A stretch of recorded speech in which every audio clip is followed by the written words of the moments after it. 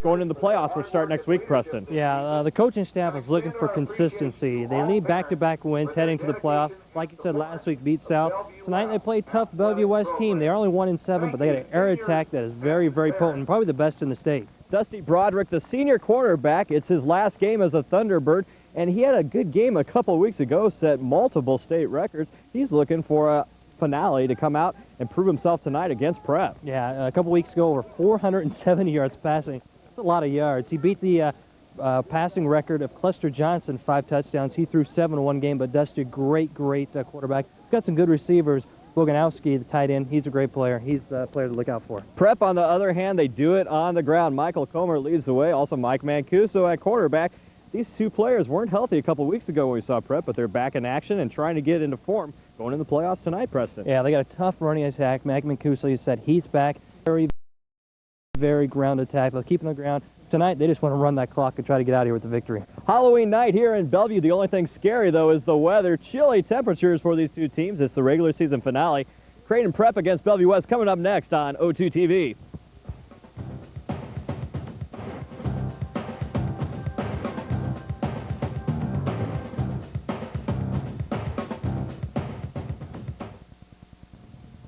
Expect the unexpected at Bel Air Plaza.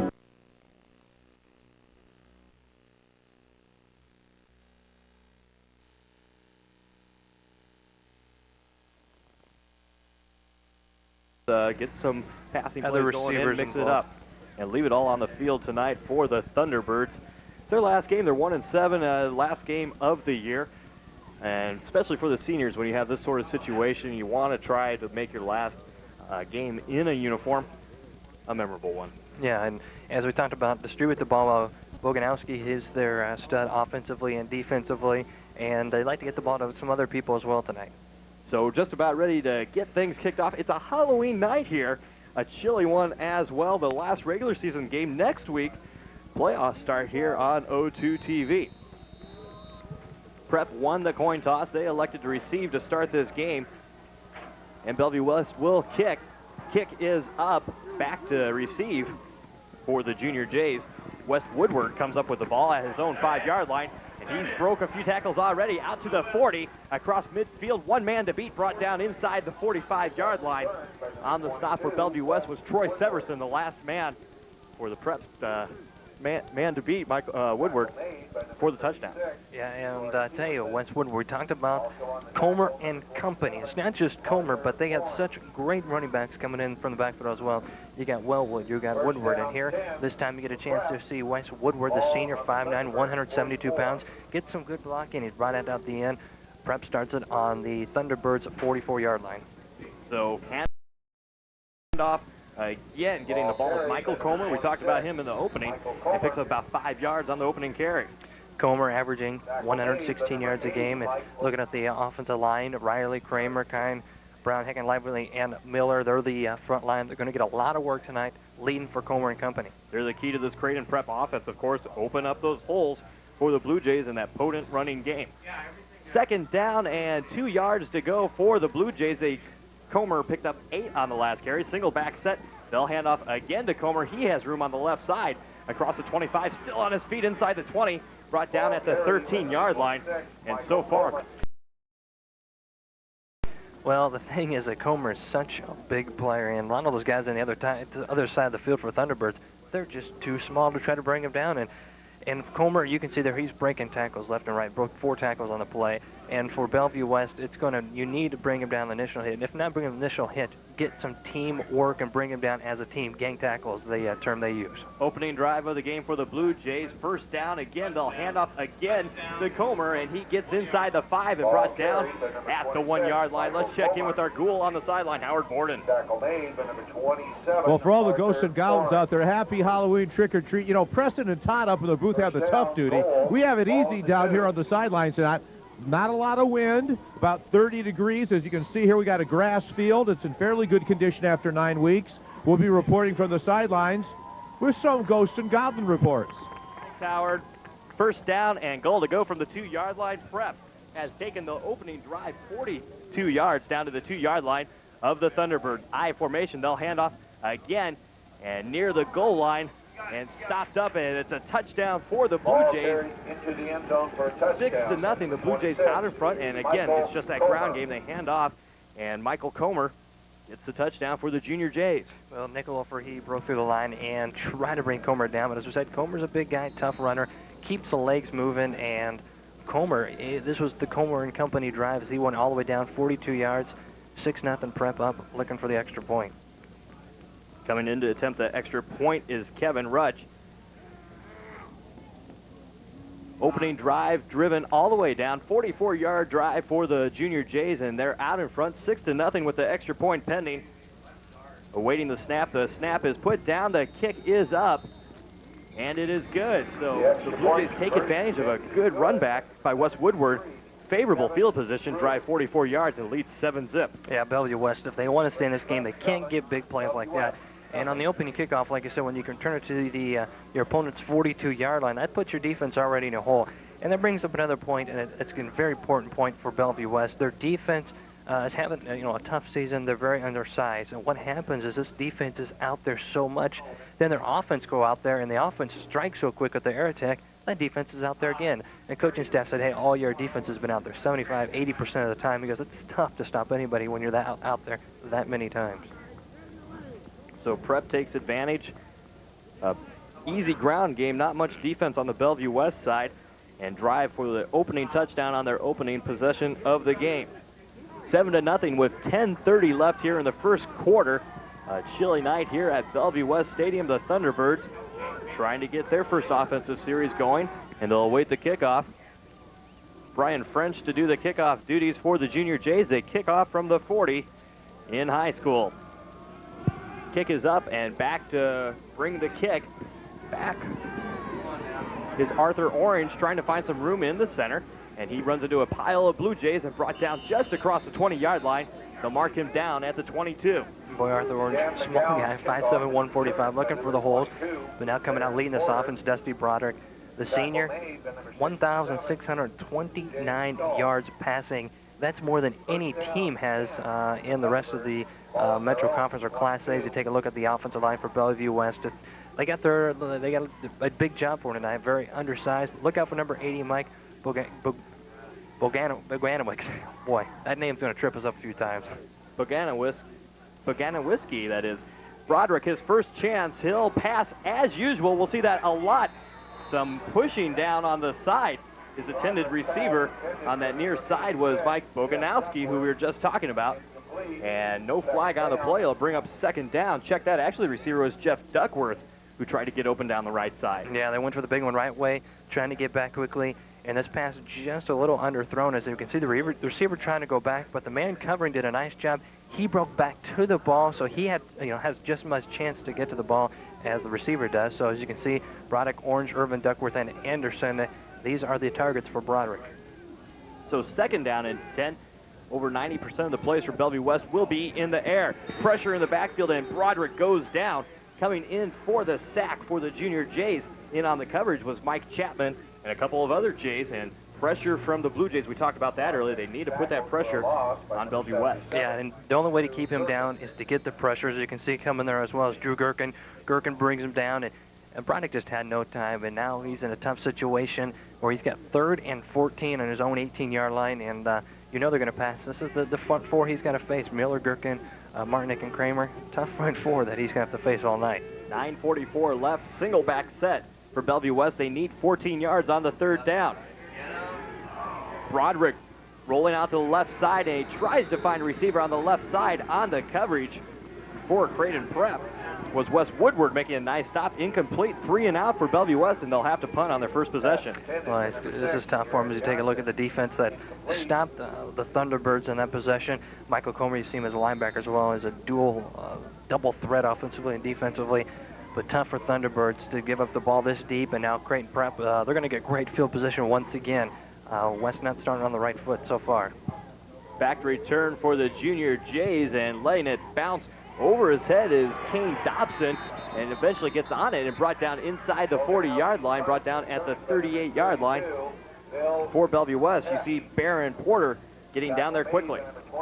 Porter does a nice job. He was the only guy down there, and he makes a stop. As we take a look at the defensive line for Bellevue West, and Boganowski, he's the man again on both sides. And Feynman, the head coach for Bellevue West, said, hey, this guy, he's a top-notch player. He would start at any school in the state, and he is the leader of this team offensively and defensively. Pretty favorable position again for Mike Mancuso, the 6'1", 197-pound sophomore quarterback for the Junior Jays. Out of the eye, he'll hand off to his eye back again, and he has a hole again. Past the 50 to the 30 to the 20, all the way down the field, and taking his time going in. Touchdown for Creighton Prep. Michael Comer, his second touchdown of the night. Yeah, there's no flags. This play stands. Comer, look at the huge holes that offensive line's putting on there for. These guys average weight over 40, 50 pounds against the defensive line for the Thunderbirds. They don't have a chance. When you have Comer's size and his speed, no one's catching him. They have the angles, Todd, and they're not going to catch him. Comer breaks free, and boy, he's going to maybe get his 116 yards here in the first quarter. 61 yards on that touchdown run for Michael Comer. Second touchdown in as many possessions for the Junior Jays. They're out in front, 13-0. 9-10 left here in the first period of play. Back to kick the extra point is Kevin Ruck, his second attempt here in the first quarter. You see the snap, it's placed down cleanly. Kick is up, and 14-0. The Junior Jays are out in front, Preston.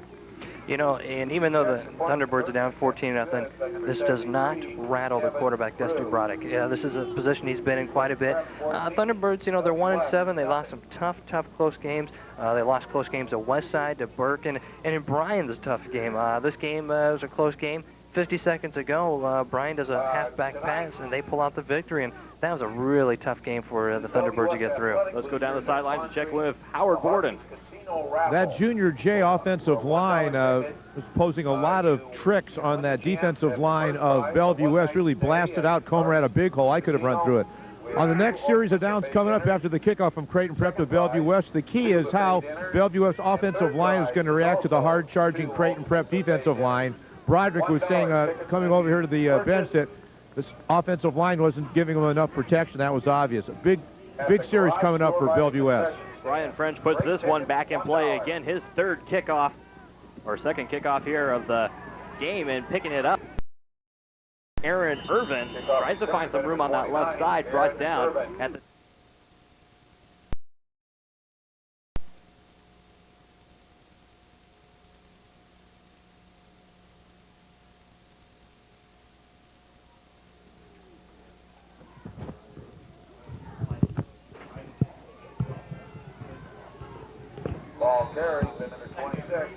Welcome back. We've had some technical difficulties. 14-7 is our score. A 41-yard touchdown pass from Dusty Broderick to Jeremy Anderson. Cut the lead in half. 14-7. We still have plenty of football to play. 4:35 left here in the first period of play, and the Junior Jays are driving on their third possession of the game, Preston. You know, and that's, I think, the key. Who said there's 4:35 left here in the first quarter still. It's 14-7.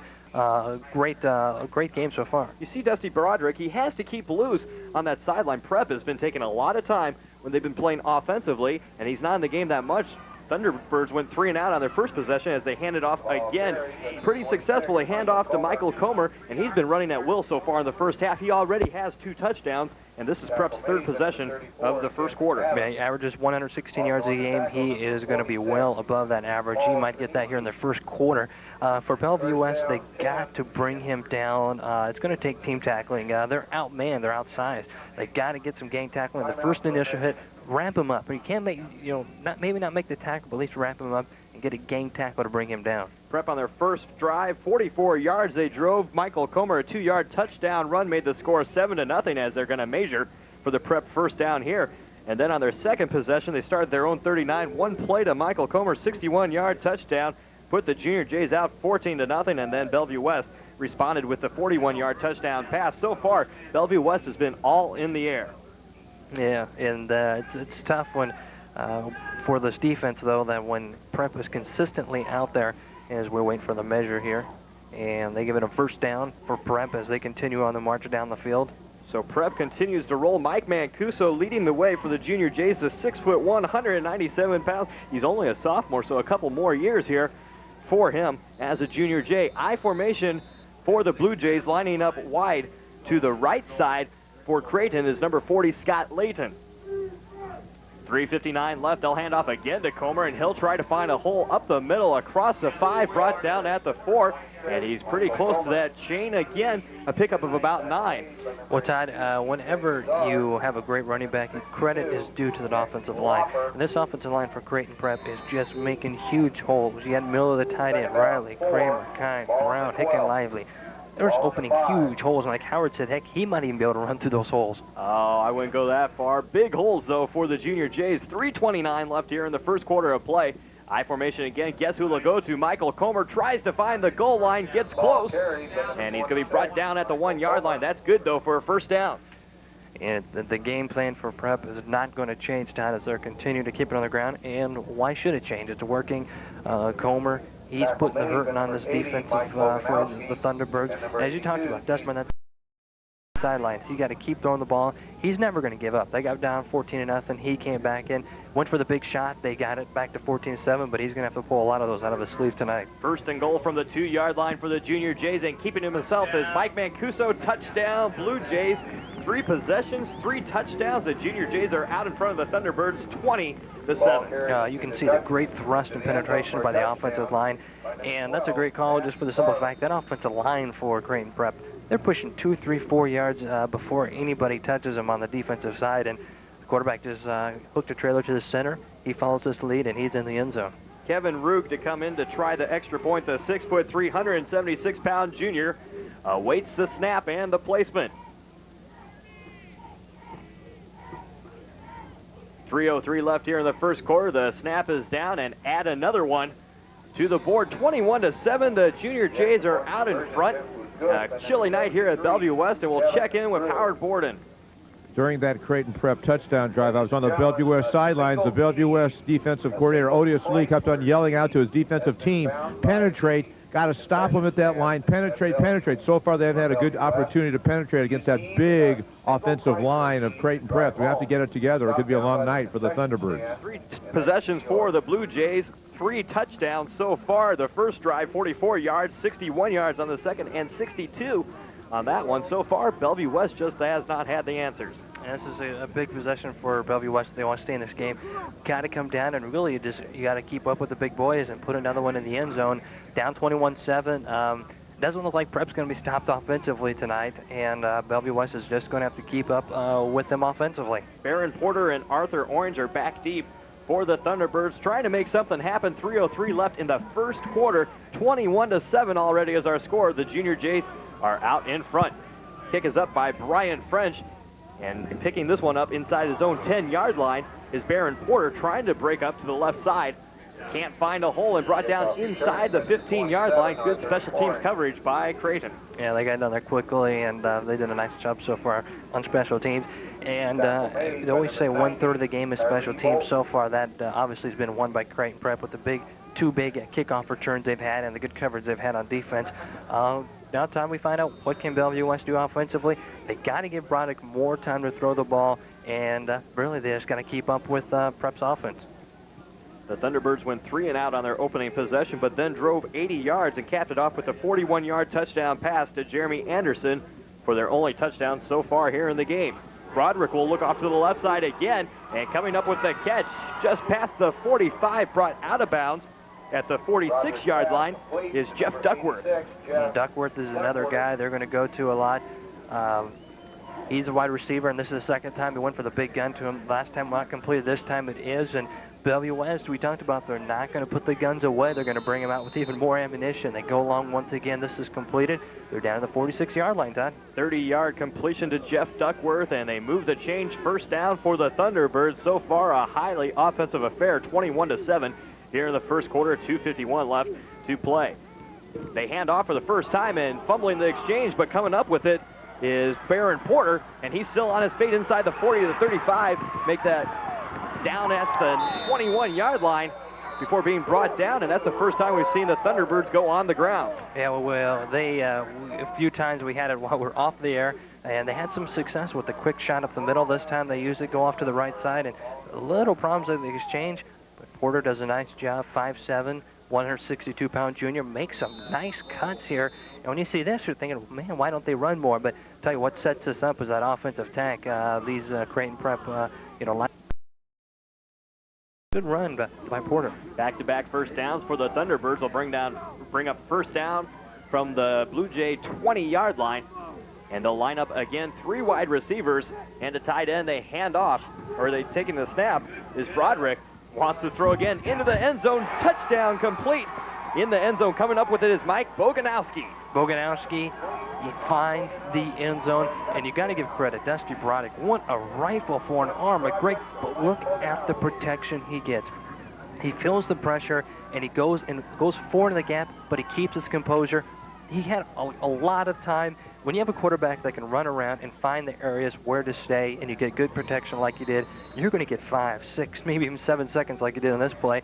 Boy, Todd, back and forth, 21 to hopefully 14 for Bellevue West. 21-13, extra point is up and good. 21-14 so far. We've seen very little defense. Both teams have run at will. Bellevue West went 3 and out on their opening possession, and so far that is the difference. Let's go down the sidelines. Well, the spirit of Halloween is alive and well here on Halloween night at Bellevue West Thunderbird Stadium. Talk about a team with a little bit of resiliency. We didn't know if they could run or not, guys, against that Creighton Prep defense, but they sure mixed it up a whole lot. This is a pretty impressive Bellevue West ball club. Now let's see if their defense can stop the Junior Jays. 2:10 left here in the first period of play. 21-14, 35 points so far in the first quarter, and we still have time left. Yeah, and for Creighton Prep, a little vengeance in their mind. A couple years ago, Creighton Prep played at home. Bellevue West came into Alcaniglia Field, homecoming. Bellevue West came out with the victory, and Bellevue West has had some great athletes. Last year they had Willie Miller, great fullback, and last year they were a potent offense. Willie Miller, the fullback, and Dusty Broderick at quarterback. They had a tough team. Of course, a few years ago, you remember that Eric Strickland came out of Bellevue West. Coming down, bringing back a long kick again is Michael Comer. Off to the right side, still on his feet across midfield, driven out of bounds inside the 20 or the 45-yard line. Michael Comer's going to hurt you whenever he gets the ball. Oh, man, he is dangerous, and the special teams has really, really been hurting Bellevue West. You watch here, Michael Comer get some good blocking, but a lot of it's his athletic ability as well. As you can see, he doesn't get touched until about the 35, 40-yard line, and he's barely touched as he's going to trot all the way down to the 44-yard line of the Thunderbirds, and their field position stats have been very, very kind to Prep. They've started twice in Bellevue West territory. Their worst field position was at their own 38-yard line. Their first 3 possessions ended in touchdowns. They hand off to Michael Comer, or check that, in the game now at I-back is Wes Woodward running laterally, a flag down on the play and driven out at the 36-yard line, but we'll have to check the hanky. Woodward running hard, using the stiff arm, keeping the defenders off, and we'll see what they get as far as the call. This is our first penalty of the game. Check in with the call with Jerry Witherby's our head referee tonight. The line judge, Victor Brakefield. Back judge, Mike Noss. Umpire, Scott Ohm. One heck of a barber as well. Linesman, of course, the former Husker, Clete Blakeman. And this penalty is going to go on the Junior Jays. Yeah, as you can see, you watch the run on the side of West Woodward. Woodward running some good, making some good cuts and doing the face masks you saw there, and they're going to bring this one back. And this is a chance for Bellevue West to finally make a stop and try to get back and maybe tie this ball game offensively. A lot of experience in the backfield for the Junior Jays. Michael Comer, of course, a senior. Woodward's a senior as well. And then Jeff Wellwood, you'll see him coming out of the fullback position. He's a junior. A lot of experience, a lot of good running backs lead the way for that Junior Jay offensive attack. So they'll mark this one all the way back to the Junior Jay's own 41-yard line. This will bring up first down and 25 yards to go on the 15-yard face mask penalty. Wide out on the right side, and Mancuso trying to find room to throw, and he throws up the middle. Coming up with it is Wes Woodward, who's still on his feet, fights for yardage, and picks up about 22 of them. Wow, what a run. That's a great call by the coaching staff. As you can see, a delayed draw. What the Bellevue West is trying to do is penetrate. They get some penetration, but it goes all for none as they do the delayed draw up the middle, and he scampers. He said, you can just watch him run. Great run, then. They're going to be setting up second down and 4. Second down, 4. So they pick up 21 of the 25 yards necessary for the first down. Ball back in Bellevue West territory at the 38-yard line. Second down and 4. Coming down to the closing minute of the first quarter, they hand off again to Michael Comer. Tries for that first down marker, and it's going to be about a yard short. And we third down, and the defense makes a stop there. run the situation, Todd, 3rd down and 1. We saw down the goal line, the Creighton prep team has just got great penetration, great size. And again, if you do the quarterback sneak here, I think they're going to get it easily by a good yard or 2. Not sure if Prep has had 3rd down yet tonight. I think this is the first time on their 4th possession, 43 seconds left, and they'll hand it off again, or keeping it himself is Mike Mancuso, and as you can see, he has plenty. Yeah, and you know, it's the same play, back and forth. Whoever gets it just up the middle, follows the big boys in front of them, and they're leading the way down to the 30, around the 28, 29-yard line. The Junior Jays would like nothing better than to keep that clock running and come up with a victory here tonight against the Thunderbirds. 28 seconds left here in the first quarter. 21-14. Creighton Prep out in front, 1st down again for the Junior Jays. I formation, look for him to run again. They'll hand off to the I back, Comer, who's looking for room on that left side. Gets near the 20 before being brought down. On the stop was TJ Bazar. Yeah, the pitch sweep, they use this for the first time. They're trying to open up the game a little bit, run the outside, and I think for Bellevue West's sake, you know, they'd rather have them go on the outside and use maybe a little quickness. They're not a big team, but a little quicker. And right now, Todd, after 1 quarter, exciting Sunday game, 21-14. If you like offense, stay tuned for more of the same. 21-14, the Junior Jays are out in front. It's the Metro Conference Game of the Week here on O2 TV.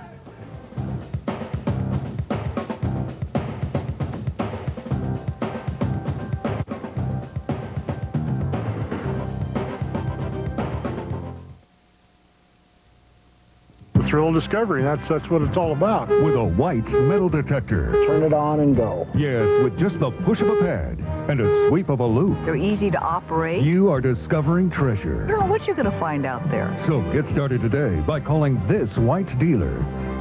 White's metal detectors now available at Canfield Sporting Goods, 84th and Center in the Canfield Plaza. For all your camping, hunting, fishing, and scouting needs, it's Canfield, your rugged outdoor superstar.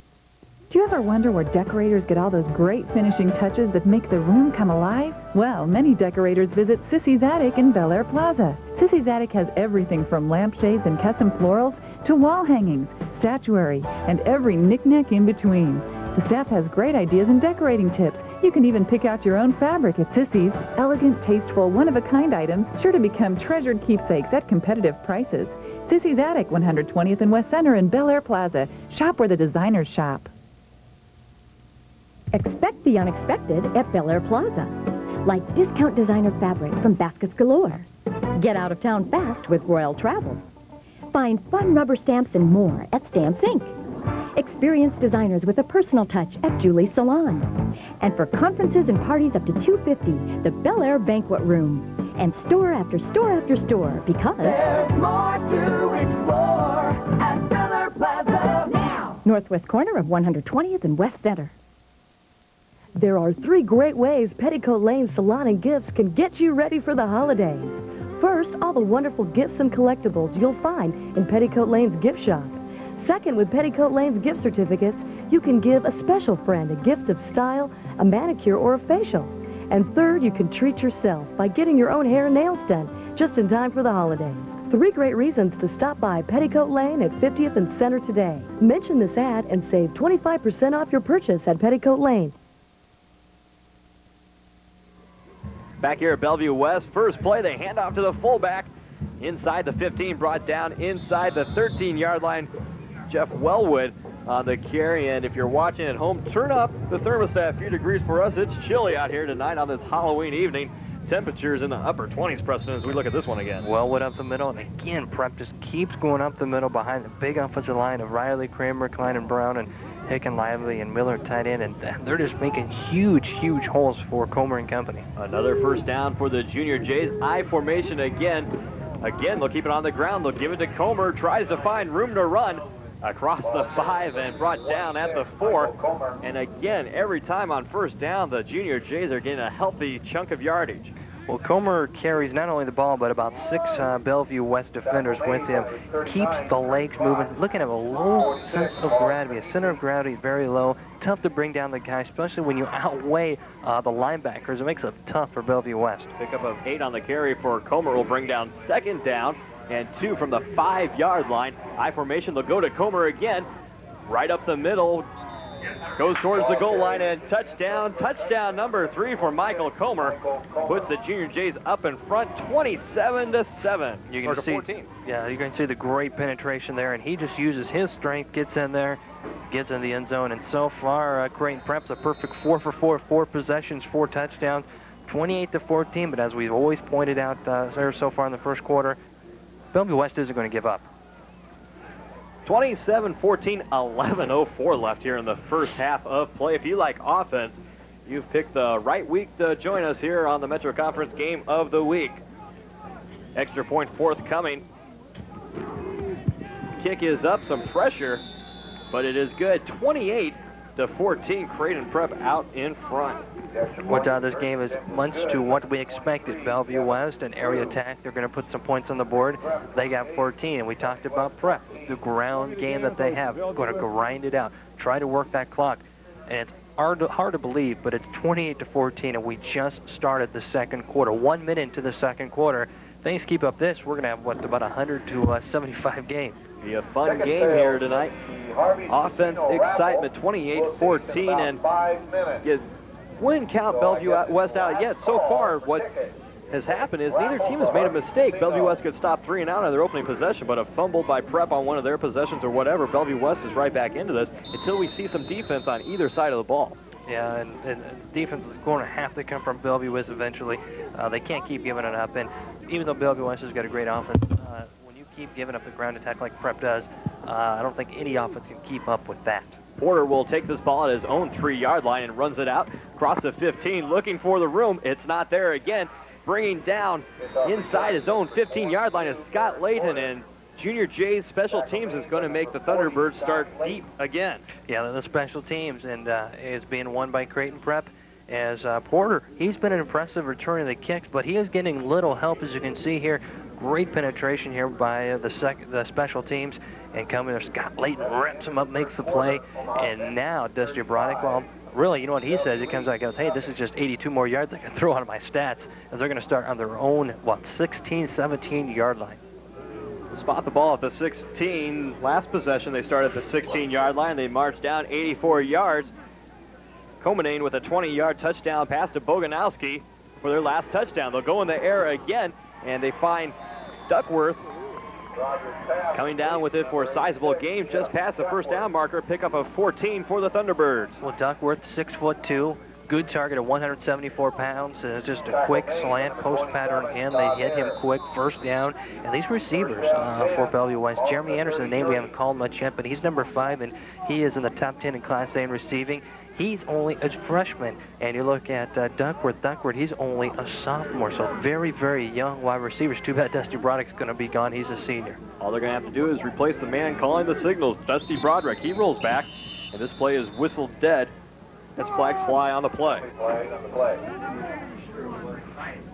We'll await the official decision from the head referee, Jerry Witherby, and it's going to be a false start on Bellevue West. That'll back them up 5 yards. 10:29 left here in the first half so far. An offensively dominated affair. 28-14. Creighton Prep out in front. The Prep Junior Jays, they ensured their spot in the state playoffs a week ago with a victory over Omaha South. Bellevue West, they're 1-7. This is it for them tonight. Single back set for Bellevue West. Looking to throw again.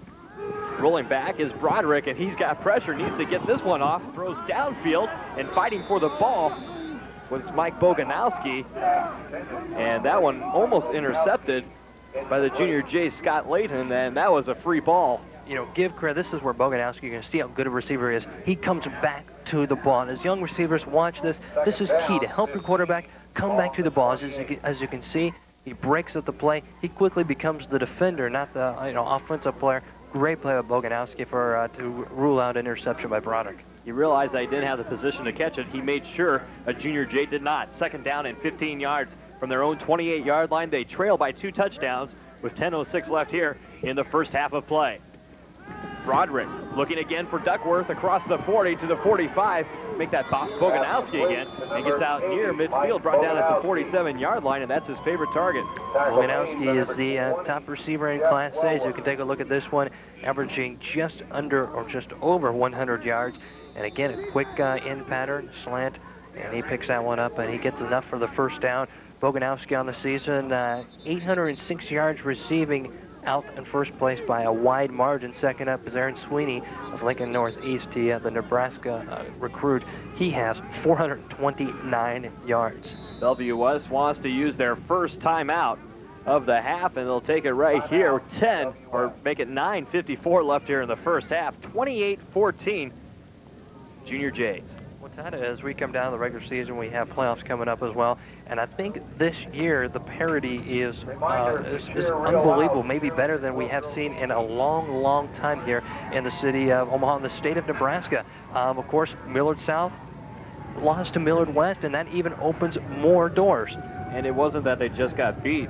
They got thoroughly beat, 29-7, Millard West, and Dan McLaughlin and that Millard West ball club in the playoffs in just their second year of existence with that victory.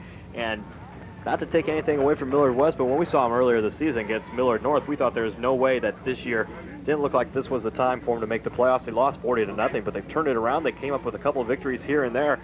And like that, they're in the Class A state playoffs. This is a team we saw. They ran the ball a lot, and that held true for against Millard South.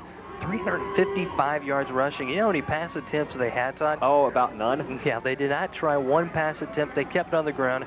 For Millard South's sake, they did have some bumps and bruises. Hand out Dan Becker. He is the leader on that defense, and it was just a tough game for Millard South to get up for. They're already in. We've seen Millard South lose to Millard West. Now, we've seen them lose to Papillion La Vista earlier this year as well, so obviously a lot of teams can beat a lot of teams. It's going to be interesting playoffs, which start next week here on O2 TV, Sunday night, 6 o'clock, 9:54 left here in the first half of play.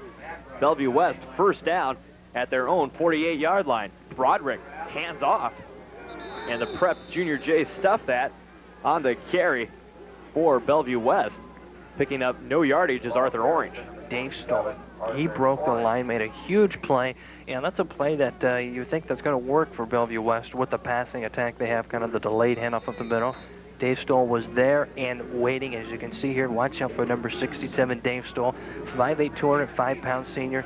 Boom, comes in there, and it's key on any defense to keep your assignment, to fill your gap. He does it, makes the play. That's why it sets up second down and 10. Second down and 10 from the 47-yard line. Bellevue West trying not to be denied again. Broderick scrambling for his life up the left side, and he'll throw deep again for Boganowski, coming up with it inside the 20, brought down at the 14-yard line.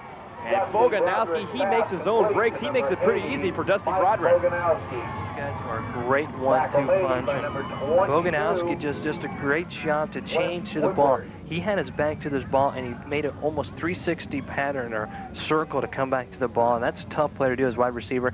Dusty Broderick gets away, gets some good blocking by his I-back, Arthur Orange. And boy, just when you think they're starting to die, they come back with a big shot. 41-yard reception to downfield will bring up first down and 10 from the 12-yard line. Still 8:54 left here in the first half, looking to throw again. And off of the receiver's hands, that time was Jeremy Anderson trying to cut back across the middle, and just a little high for him. Well, Anderson, he's the 7th best or guest highest receiver in the Class A. He's averaging 42 yards a game, 331 yards total on the season. And I think this year you have some, as you see the play there, you have some great receivers in the state this year. Some maybe the best we've seen in a long time in Class A or in the state of Nebraska. Single back set, and keeping himself as Broderick up on the right side. Guess what? He's going to throw again, going for the end zone, in and out of the hands of Boganowski on that far side. And it's going to bring up third down now for the Thunderbirds. Well, see, that's what's tough, Todd. You and me have talked about it all year. If any team had a tight end that can play well, he's going to be dangerous, and we see it here. What happens is on those tight ends, you got players like linebackers that got to cover the tight end, and that's tough. We see it in the pros every Sunday. Shannon Sharp, who can cover him? No one can. Derek Thomas, we saw last week, he can't cover him, so it's a tough job for linebackers to cover tight ends that get good hands and speed. Jeremy Anderson checks out. Duckworth lines up on the left side. Boganowski on the right side. Broderick will try to throw straight up the middle to Boganowski. Off his fingertips again, and it's going to bring up fourth down. You're 1-7 in this point of the season, and you got them deep. What do you do here? Well, you got to go for it. Here, just in and out of the house. 9 out of 10 times Boganowski's going to make the catch. And Coach Feynman on the sidelines, boy, he was irate. He wanted that one. He was jumping up and down. He knows we get that one there, we get a first down, maybe a touchdown, and we're still in this game. Boy, he was upset, but Bellevue, they're going to go for it 4th and 10. Watch out for number 80, Boganowski. Jared Johnson jumps in at the right side receiver position. Duckworth here on the left side, and of course, Boganowski out of the tight end. He's open. Broderick can't find him, and now will try to throw to him, and he comes up with it, and it's going to be a touchdown, but a flag on the play in the backfield, and we'll have to see what that is. It might be a holding on the Thunderbirds, which may negate this touchdown. Yeah, and we'll see what they call. And Coach Feynman not happy, and you're correct, it's a holding call. He had a lot of time. As you saw, he rolled right, and 2 Creighton Prep guys were in his face. Next thing you know, they're not there. Something's wrong. As you can see here, plan to roll right, goes there. He's got such a strong arm, you can't, as a secondary, ward off. As you can see, they were in his face, and you see the flag coming in. Next thing you know, the prep guys are gone, but this sets up a tough situation as they're going to put them back in a long 4th down situation. Boganowski, again, though, does an excellent job of getting open, brings that ball down, and makes the most of it, and this is a talented tight end. Mark gets back. It'll be 4th down and 25 yards to go. It'll be at the 27-yard line. They can get a first down inside the 2-yard line, and it's a big possession for Bellevue West. They're going to use their 2nd timeout of the first half. You're going to decide what they're going to do. And boy, when you're this far out, 4th down and 25, even if you have a great aerial attack, this makes it tough. They know you're passing. And what also makes it tough is the area of the field you're on. First down is on the 4-yard line, so you don't have many yards behind you. If you're down at the 30, 35-yard line, you got some room to work. We're here. Tough situation, tough call for Coach Feynman and the coaching staff. You're trailing by 2 touchdowns. You're 1-7 on the year. It'd be a 45-yard field goal from here. Obviously, that's out. They'll have to go in the air, and most likely they go to Boganowski or Duckworth. But as you mentioned, Creighton Prep probably knows that as well. But for the Junior Jays, this is an aerial assault they probably have not seen a lot of this year. And as you can tell, they've had problems stopping it. They stopped Bellevue West 3 and out on the opening possession, but since then, both teams have exchanged touchdowns. Yeah, and there's not many teams in high school football that throw the ball a lot. Certainly not to this caliber. They continue to throw, 3 out of 4, 4 out of 5 plays. They go to the air, and they're continuing that tonight. Makes an exciting game. So they reconvene. 8:30 left here in the first half. 28-14, as you can see, 4th down and 25. They need to get it inside the 3-yard line. Shotgun formation. Broderick is going to have to run, and he's not going to get this one off. Sacked back in his own 45-yard line. Big loss, and the Junior Jays will get it back on down. Well, you can give credit to about 4 Creighton Prep players. They just got great penetration. They went for the shotgun to try to give themselves room. Look out, another Dave Stoll, Gherkin Incorporated. They come in, make a huge play. And for Broderick, maybe he needs to just get rid of the ball and not lose this many yards on the play. But no one was open, no help. And it's Creighton Prep's ball. And now Jerry Witherby is going to warn the Bellevue West sideline. A sideline warning that get a little close to that sideline coming into the field of play. Going to back them off. If that happens again, it's going to be a personal foul on the Thunderbirds. Well, Coach Feynman, very enthusiastic coach, a fun guy to talk with, as you can see him there. Not happy, and he knows if Boganowski makes that catch inside the 5-yard line, it's 28-21. They're still in it. Now he's got the task of trying to stop this prep defense. Tight offense, if they don't do it now, I don't know if they'll do it all night because they've had rest. Own 45-yard line. They hand it off again and again on first down. A pickup of 8 for the Junior Jays. On the carry for Creighton Prep was Jeff Wellwood. Yeah, and this is the time that they can't stop them. I don't know if they can. The defense has been on the sideline. They've talked to the coaches. Coaches have told them their assignment. They've gotten the rest. Offense was out there for a good 5-6 minutes. But I'm gonna tell you, Prep just keeps running the ball. And that's a mental confidence letdown for the Thunderbirds, driving all the way down there, and then apparent touchdown. There's the penalty. They bring it back and then get sacked. 45-yard line is where they turn it over. Creighton Prep apparently has the first down. A flag, though, is thrown on the Bellevue West side of the ball early on that play, and we'll see what that call is. I tell you, these running backs for Creighton Prep, you can't see him, but you see that pile moving. He knows he's in there somewhere. And, of course, that's going to be called on to Bellevue West. And, boy, they're just shooting themselves in the foot. So we'll see how they mark this. I believe it'll be at the end of the play. They move the ball out to the 38-yard line, which would be a first down. And we'll check as the officials discuss this, and we look at this play again with Michael Comer. Well, they had 12 men on the field, and it helped a little bit to make the stop. And I tell you, Bellevue West is having some tough problems here in the last couple minutes. I think it's going to be a 10-yard penalty, but there's about 9 yards on the gain, so they have the opportunity to either accept this penalty or to refuse it. You know, Tom, this isn't as bad as we saw a couple weeks ago. We saw one team had 13 guys on the field, so at least they didn't make that problem or fallacy. But again, the yards, you don't need any extra help for this Creighton Prep team. They're already doing so much damage on their own. 13 people on the field, but they were successful defensively and then called on them. And Bellevue West here, the 12th guy did not help. 15-yard penalty will move the ball inside the 35 down to the 33-yard line.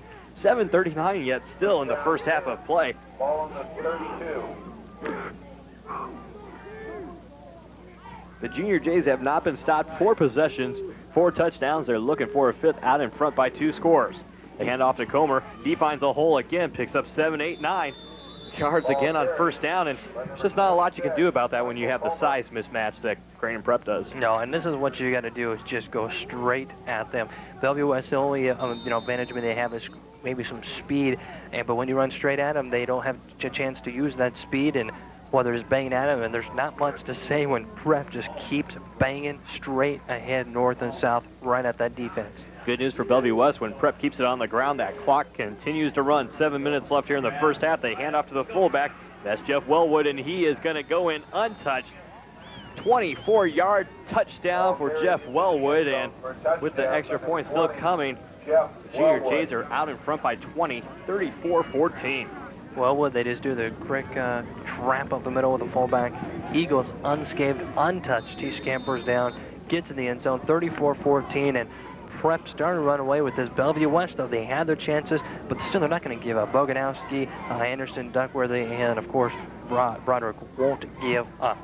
Kevin Rugg would like to tack on one more. He awaits the snap. The snap placement is good. High kick will add one more point, 35-14. Creighton Prep is out in front. So far, it's gone all the Junior Jays' way, but defensively, we haven't seen a lot from the Junior Jays, but they really haven't needed it with this ground attack. Yeah, Bellevue West, they did, Prep did stop them where it made them 4th and 10 down, but Bellevue West was deep in their territories. You see Dusty Brock there, keep warming up. And we talked earlier, the coaching staff and a lot of colleges have shown interest in him. He would kind of didn't want to say where, but a lot of teams have interest. And we've seen some great composure and arm strength from Dusty Broderick. Bellevue West 1-7 on the year. As you can tell by the stadium, it's a smaller school. One of the smaller schools you're going to find in the Metro Conference. Only about 1,000 students. A lot of those schools out west, especially the Millard schools, Burke, Papillion, they push close to 2,000 attendance. So just numbers-wise, it's tough for Bellevue West to compete with some of these other Metro Conference schools. Yeah, Coach Freeman says, hey, for every one athlete we have, they have 3. And he says it makes it tough to compete, but they have formed some great athletes from here, as we talked about Strickland and Willie Miller last year, who's up in Nebraska. Eric Strickland, now a member of the Dallas Mavericks as the NBA season kicks off this weekend, making the roster. Yeah, he beat out Jimmy King, and they had 12 contracts. Everyone's on contract. He had to beat someone with a contract. He doesn't. Bellevue West keeps it from their, or starts from their own 20, runs it out near the 40-yard line. On the return for the Thunderbirds by number 29 was Aaron Irvin. Irvin, and we've seen some impressive runbacks by Bellevue West, and this has been a good area for him. Too bad for Bellevue West. Prep has even done a little better than that on the special teams returns, but Bellevue West need to strike back now. 35-14, they're down. Need to strike, make it 35-21. It's a must-score situation. 40-yard line is the best starting field position for the Thunderbirds in this game. 6:47 left here in the first half. They trail by 3 touchdowns. Dusty Broderick trying to do his work. And he'll go to the air. Actually, he'll keep it on the ground, handing off to his I-back, Arthur Orange, who picks up about 6 or 7 as well on the first down. Well, Coach Freeman, Arthur Orange, he says he's a guy to watch out for. And he said maybe we'll turn to a run team next year with Arthur Orange. He's only a sophomore. He's sick here. There's a late handoff and some good blocking by that front offensive line, and sets up a 2nd and short, and this is a great pass situation for any team, especially for Bellevue West. Second down, 3. Bellevue West, if they could continue to run like that on first down, that would really open up their offense. Now 2nd down and short, be 2nd down and 3 from the 47. They need to get to the 50. Broderick keeps it on the ground again to Orange, and this time less successful, loses a couple of yards on the stop for the Junior Jays, Joe Martinek. Martinek gets great penetration, gets in there, finds the hole, keeps his assignment, feels the gap, makes the play. He makes it look simple, and it's hard to do that every time. As you can see here, bust through the lines. In there as well was Drew Gherkin incorporated, and boy, good play defensively by Prep. Sets up now a 3rd down and 5 when it was 2nd down and 2. Maybe trying for the shock factor against the Junior Jays, going on the ground 2 plays in a row. 3rd down and 5 now. 5:33 left here in the first quarter. Broderick will throw this time on 3rd down. It looks for Duckworth, who can't come down with that one. On the coverage for the Junior Jays was Wes Woodward. Yeah, and that pass just a little behind the intended receiver, Jeff Duckworth, and this sets up 4th down and 5, and Bellevue West, they're going to go for it, and this is kind of almost a situation. They don't get it here. Boy, this is going to make it a tough game for Bellevue West. 35-14 is our score. 5:29. Key possession here for the Thunderbirds. They need to make it happen here. 4th down and 5. Otherwise, they're giving the ball back to the Junior Jays in Bellevue West territory. Broderick is looking to throw, and he throws to Boganowski, but it's going to be short of the 1st down as he's brought down at the 49-yard line. A yard short of the 1st down, and they'll turn it over on downs. Michael Comer on the coverage, preventing the 1st down. As a receiver, you've got to know where the 1st down marker is. You've got to know where it is. If you got 5 yards to go, you don't run a 4-yard pattern. A lot of coaching staff will tell you, you got 5 yards to go, run a 7-yard pattern. You can come back for a short pattern. You can come up to the ball 2 yards, still make the 1st down. He runs a 4-yard pattern. You got Michael Coleman there making a play. You ain't getting it. Mike Mancuso comes back out for the Junior Jays. I formation, they hand it off to Comer. He's going to run towards the left side before turning it upfield, and then picks up the 10, 11. Still on his feet, 15 yards on the carry as he's driven out of bounds near the 35-yard line. Boy, he was putting some hits out there, as you can see. He's going to knock one Bellevue West player completely over. Gets a pancake and 15 yards on the play here on the left side. And you can see he just lays down the helmet and he just knocks down the players. He's tough to bring down. You can see they're trying to bring him down with arms.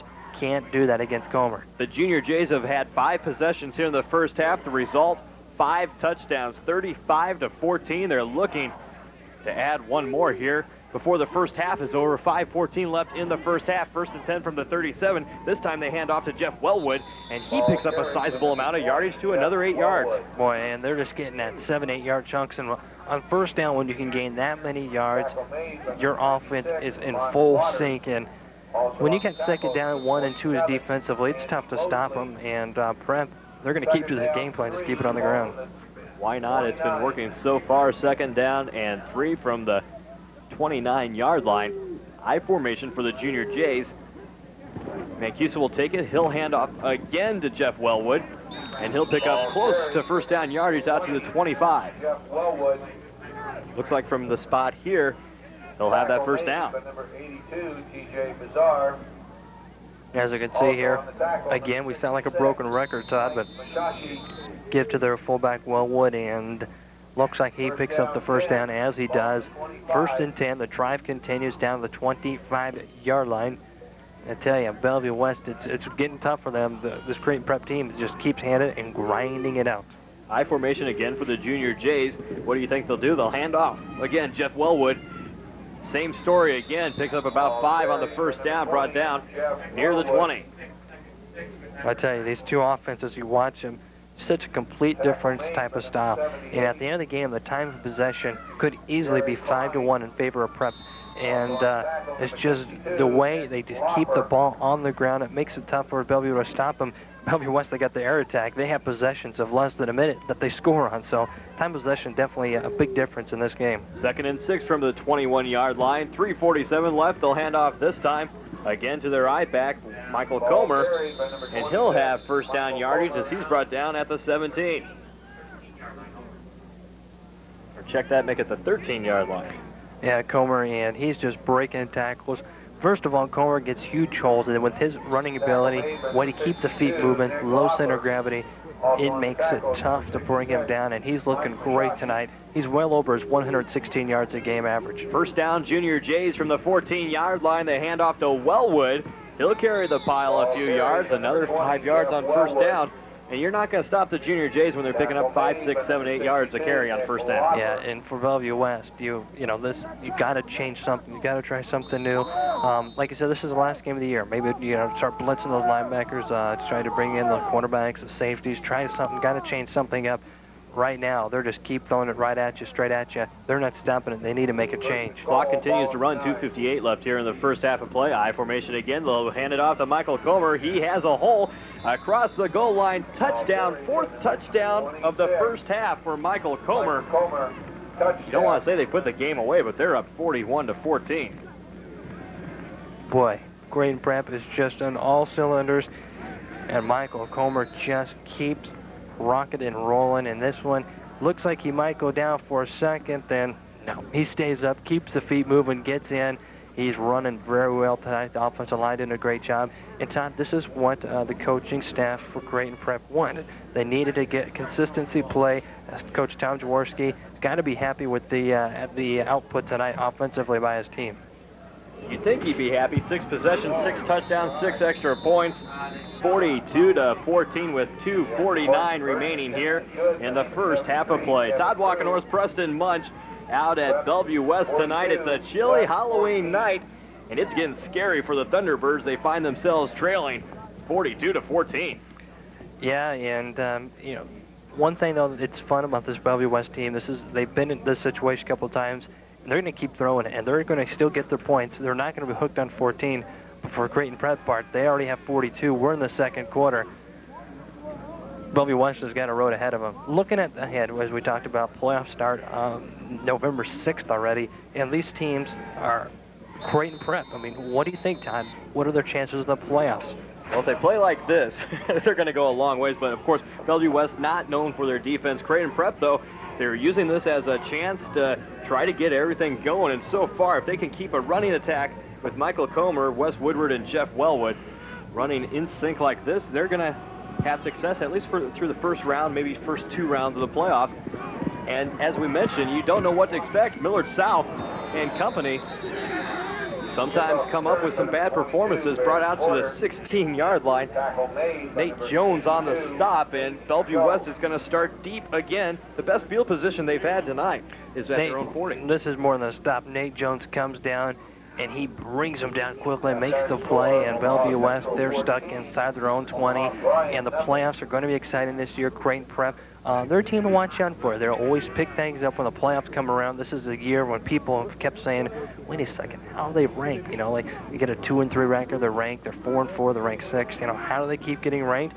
This is a team to watch out for when it comes to playoffs time. They're 7th in team offense in Class A, 6th in team defense in Class A. 16 teams go to Class A state playoffs. It doesn't matter the rankings, so play it out on the field. The finals taking place the end of November at Memorial Stadium. Bellevue West is going to try to run. Maybe instead of running, they're trying to run out the clock here in the first half and get in the locker room trailing by only 28. Well, on the carry you saw there, Arthur Orange. And Orange is an impressive running back. Coach Feynman, he says this guy's a guy to look out for in the future. You can see some great moves. A guy for a very small size, 5'7", 145 pounds. Shows some good strength, elusiveness. Tough runner, a guy to watch out for in the next couple of years here in the Metro Conference. 2:13 left. Bellevue West has 1 timeout. The Junior Jays have all 3. Don't expect them to use them. They're up 42-14.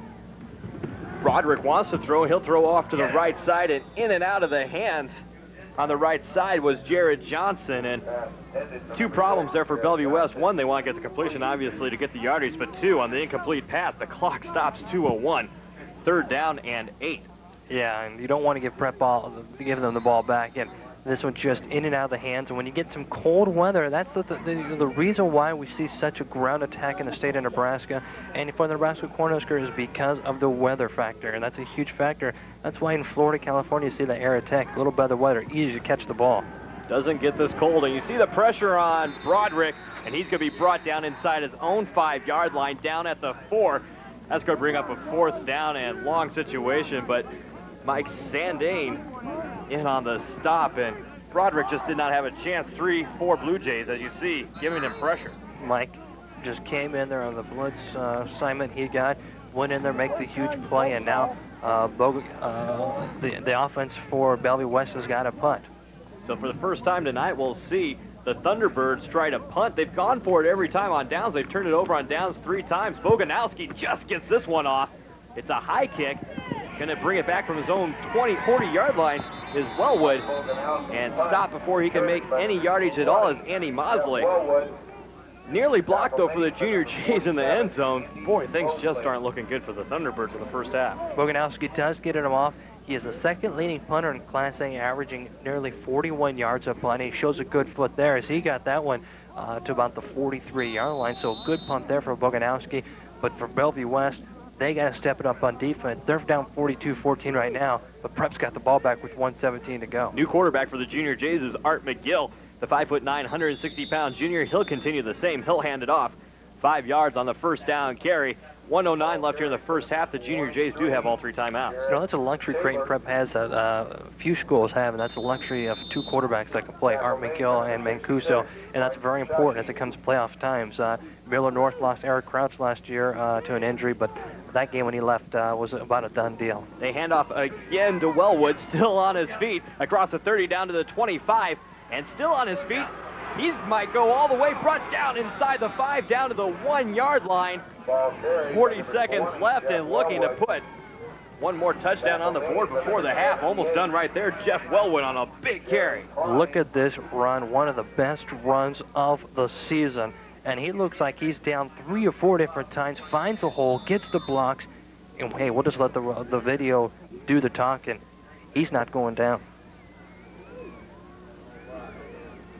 So 40 seconds left here. No mercy by the Blue Jays. They'll hand it off to Wellwood. Another touchdown. 7 possessions, 7 touchdowns. 48-14 with 35 seconds left here in the first half. First half, 48 points put up by Creighton Prep, and they are just exploding on the offensive side. So you thought they might try to down the ball and go in with the 28-point lead, but no lead safe, especially on Halloween. They put another touchdown on the board. Credit that one, though, to Jeff Wellwood, that big run before that. And with 35 seconds left, they'll even take the extra point. Kevin Rugen, the kick. Art McGill is the holder. Snap is clean, the kick is up. 49-14, Junior Jays. 35 seconds left here in the half for Bellevue West. Bellevue West cannot wait to get into the locker room for halftime. We'll see if they come back out for the second half. Todd Walkenhorst, Preston Munch, the whole O2 TV crew. A chilly night, a little bit colder for the Thunderbirds here. Their final game of the season, they're 1-7. Creighton Prep, they're on their way to the state playoffs, and they said that they wanted to fine-tune a few things going into the playoffs. So far, they can't be too disappointed. Coach Jaworski said we need consistency. We need back-to-back wins. They're getting it, and this offense is not going to be stopped with 49 points here in the first half alone as they continue on. And for Creighton Prep, they get that consistency. A question that coaching staff and we had with the coaching staff is how ready are they going to be for this game? You know, when they're playing a 1-17, they already made the playoffs. They've answered those questions with 49 points here in the first half. When talking to the Thunderbird coaching staff before this game, you almost sense that they're ready for this season to be over, 1-7, or they're ready now. Back to return this kick is Barron Porter, still on his feet and driven out of bounds inside the 30-yard line. And that's where Bellevue West will have the ball. Only 28 seconds left here in the first half. 49-14 Junior Jays. Porter's another impressive young player for Bellevue West as he makes a nice return with very limited block. He does get some good blocking, and he pops outside, and he's going to get the ball out to the 30-yard line with about 28 seconds left here in the first half. They do have a timeout if they elect to use it, trailing by 35, first down and 10 from the 31-yard line. Most likely, Dusty Broderick is just going to try to run this clock out. Take it back. He's going to go to the air. He throws over to Jeremy Anderson, who gets across the 40, and he's met at the 43-yard line before being stopped by Mike Lohr. And on that pattern play, as you can see, Broderick stops back, and he said maybe they'll stop the clock, but they don't, and they get this make the catch. And Anderson, first time I think he's made a catch tonight. The sixth best or rated receiver in Class A is Bellevue West continue down the field. Broderick throws to the near side, and that's Duckworth. They do have a timeout as he gets out to the Creighton Prep 49-yard line. Clock runs, though, at 5 seconds left, and Bellevue West will use their third and final timeout. Well, with 5 seconds to go, we'll see what they can come up with. Broderick does have a strong arm. I don't know if he can get it to the end zone from here, but he's going to try. The wind is completely dead. There's no wind currently as we speak, and there hasn't been for the whole evening. 5 seconds left, and Bellevue West trailing in this contest. They'll have a first or a second down situation, but this will be the last play of the first half, most likely, barring a penalty. 49 yards to the end zone, and so far impressive is Dusty Broderick. He's shown that he has a good arm. Also, that tight end Boganowski, and maybe they'll try to hook up here, and maybe he'll throw about halfway down and try to get Boganowski to make some moves and see if he can get it in that end zone. Another play, a hook and ladder is another play. That's an option. You know, about a 15-yard hook and ladder is an option. They could try the Colorado, bomb play, Hail Mary play. There's a lot of things they can do. We'll see what Coach Feynman and Broderick came up with. 5 seconds left, and they'll throw short to the backfield. They come up with a first down, but still on his feet and running is Arthur Orange, and he'll be brought down at the 30, and time has mercifully expired for the Thunderbirds here in the first half. The Blue Jays are out in front with 1 half remaining, 49-14.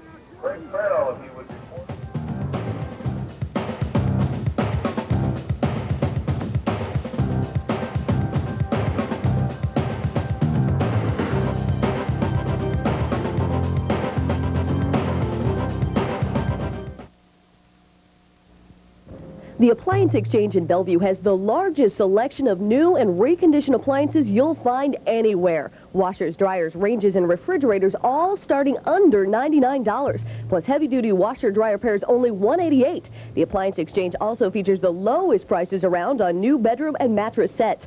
Get a new 4-piece bedroom group or a queen-size mattress set for just $148. Same-day delivery and easy credit terms are available. The Appliance Exchange, 36 in Harrison, Bellevue. Okay, here's the situation. You're getting together with all your friends, but your house is kind of a pit right now. The solution? Take everyone to Mickey Finn's Sports Cafe. The TVs are bigger. The food is better, and you don't have to cook it yourself. And your friends all have a place to sit. You might even make some new friends. And there's someone else to open your beer bottle for you. Get on the phone and tell everyone to meet you down at Mickey Finn's Sports Cafe. 4 locations in Omaha, and they're all a guaranteed good time. What do you mean, new friends? Never mind. Do you ever wonder where decorators get all those great finishing touches that make the room come alive? Well, many decorators visit Sissy's Attic in Bel Air Plaza. Sissy's Attic has everything from lampshades and custom florals to wall hangings, statuary, and every knick-knack in between. The staff has great ideas and decorating tips. You can even pick out your own fabric at Sissy's. Elegant, tasteful, one-of-a-kind items sure to become treasured keepsakes at competitive prices. Sissy's Attic, 120th and West Center in Bel Air Plaza. Shop where the designers shop. Finally, Omaha has one place to go for quality sports medicine support. See the Trainer has a large selection of unique specialty products. And See the Trainer has a certified staff to make sure you get exactly what you need. At See the Trainer, you'll find all quality, all in stock, all in your size, all in one place. Whether you're looking for a wrist splint, knee sleeve, shoulder support, hot and cold wraps, elbow sleeve, or athletic training supplies, See the Trainer has you covered from head to toe. 131st and West Dodge Frontage Road. See the Trainer.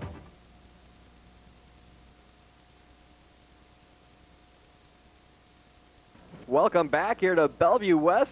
No, that's not a final score. We have another half of football to play. 49-14, the Junior Jays are out in front. And Preston, what does Bellevue West's coaching staff tell their players after a first half like this?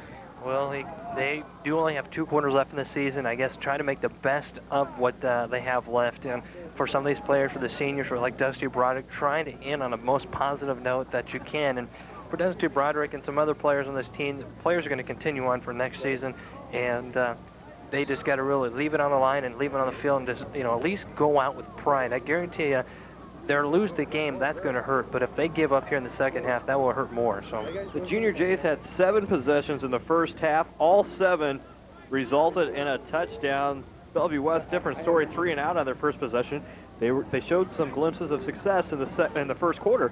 2 drives that ended in touchdowns, but then they turn it over on downs. They turn it over on downs again. They have to punt, and then the quarter expires. Yep, and they're going to get the ball first, Dusty Broderick, and he'll be back out there, and he never gives up. We're going to see still they'll put the ball up in the air, and we're going to still see some exciting football with Dusty Broderick and his receiving corps.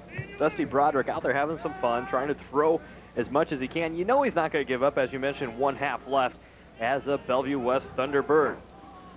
Good news for Bellevue West. They'll get the ball here to start the second half. The kick is up back to return the kick for Bellevue West is Barron Porter, and he found a brief hole, but quickly the Junior Jays make up for it and drags the pile a couple more yards, and they'll bring him down at the 27-yard line, and that's where Bellevue West will start in the second half. A little bit of a hole, though.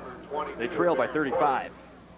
For Dusty Broderick entering this game, he had 1,629 yards, and he's looking for 371 yards in this game to, and get to that 2,000 barrier. And we talked about he had 475 yards a week ago, and that broke a record. 7 touchdown throws, broke the record of clustered backs who had 5. So he's out there gunning for some records along with his receiving corps.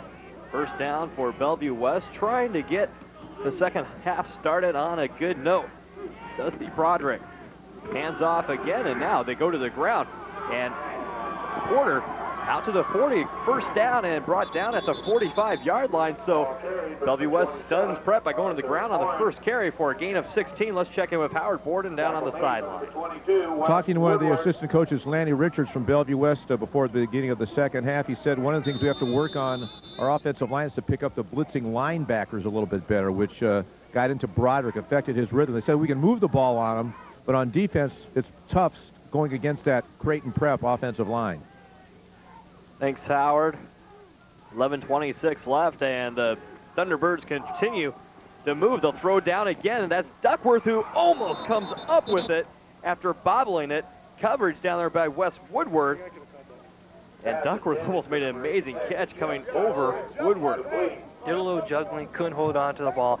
You see Dusty Broderick got great touches on the back of his feet, constantly under pressure, and that's what he's been under all season. Gets us away, and a great job defensively there by Wes Woodward. Keeps his hands in there, gets a touch on the ball, and still Duckworth almost makes a catch, but this sets up second down and 10.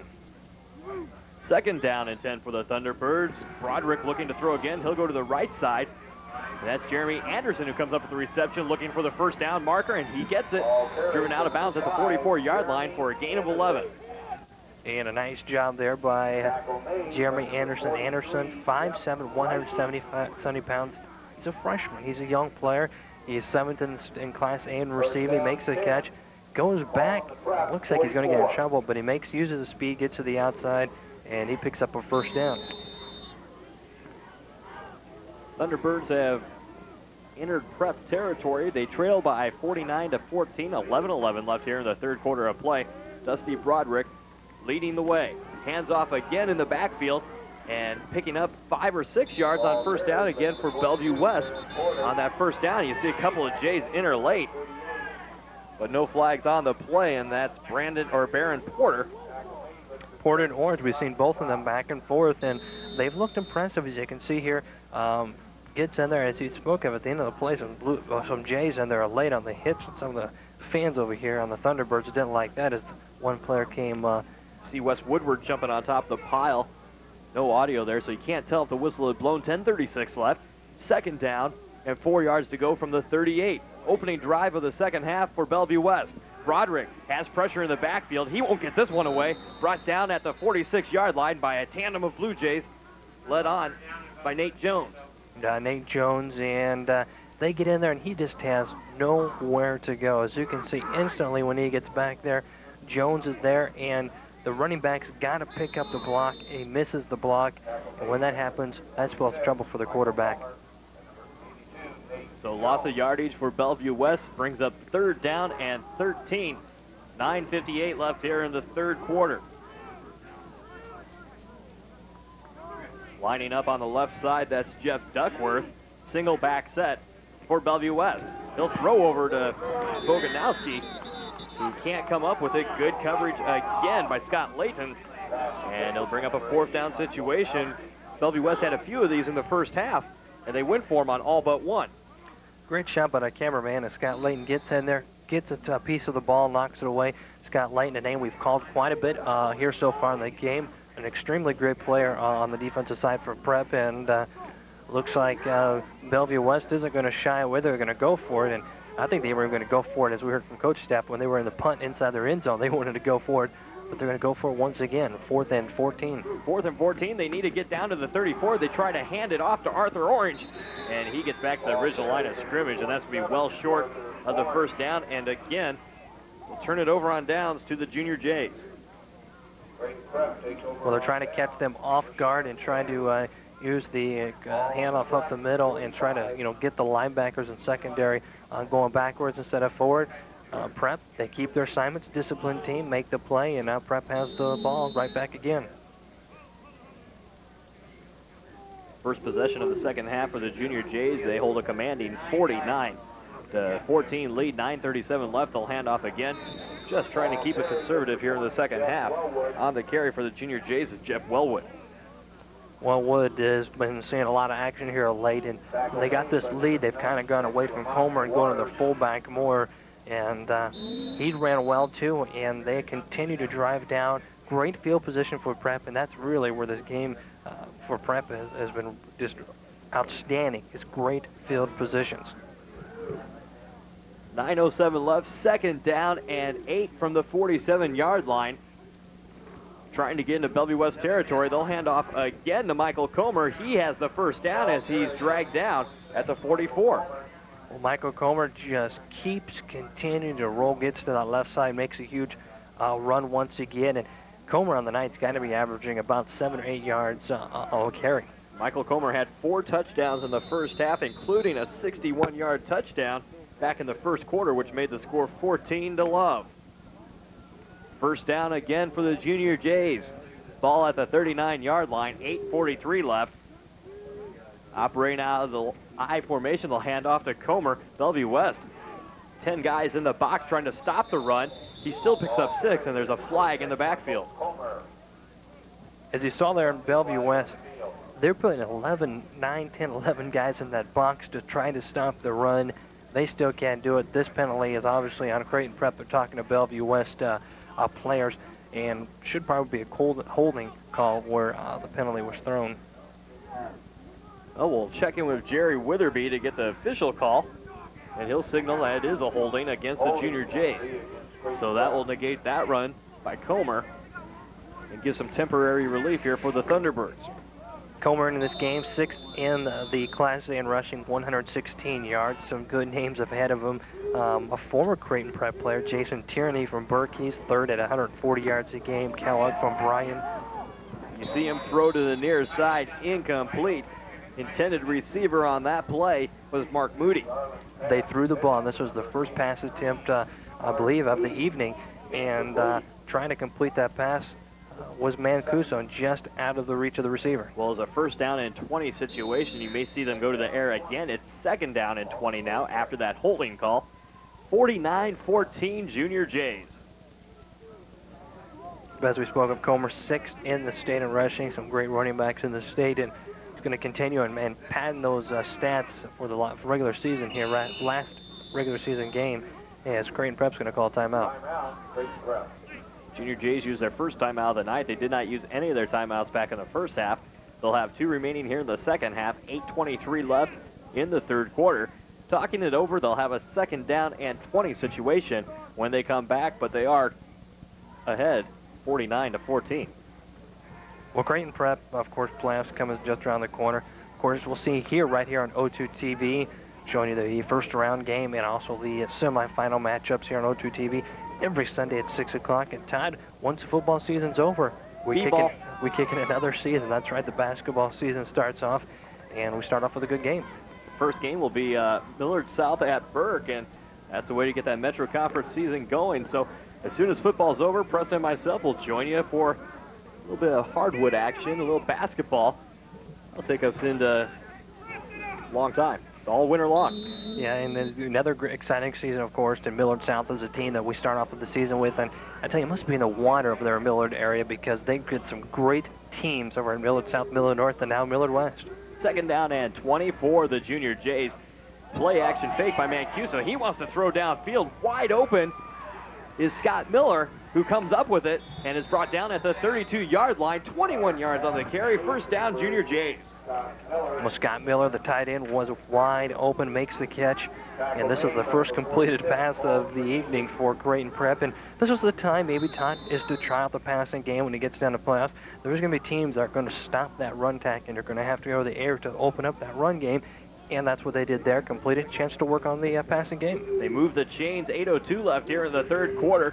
32-yard line, the Blue Jays will hand off to Comer, who picks up 2 or 3.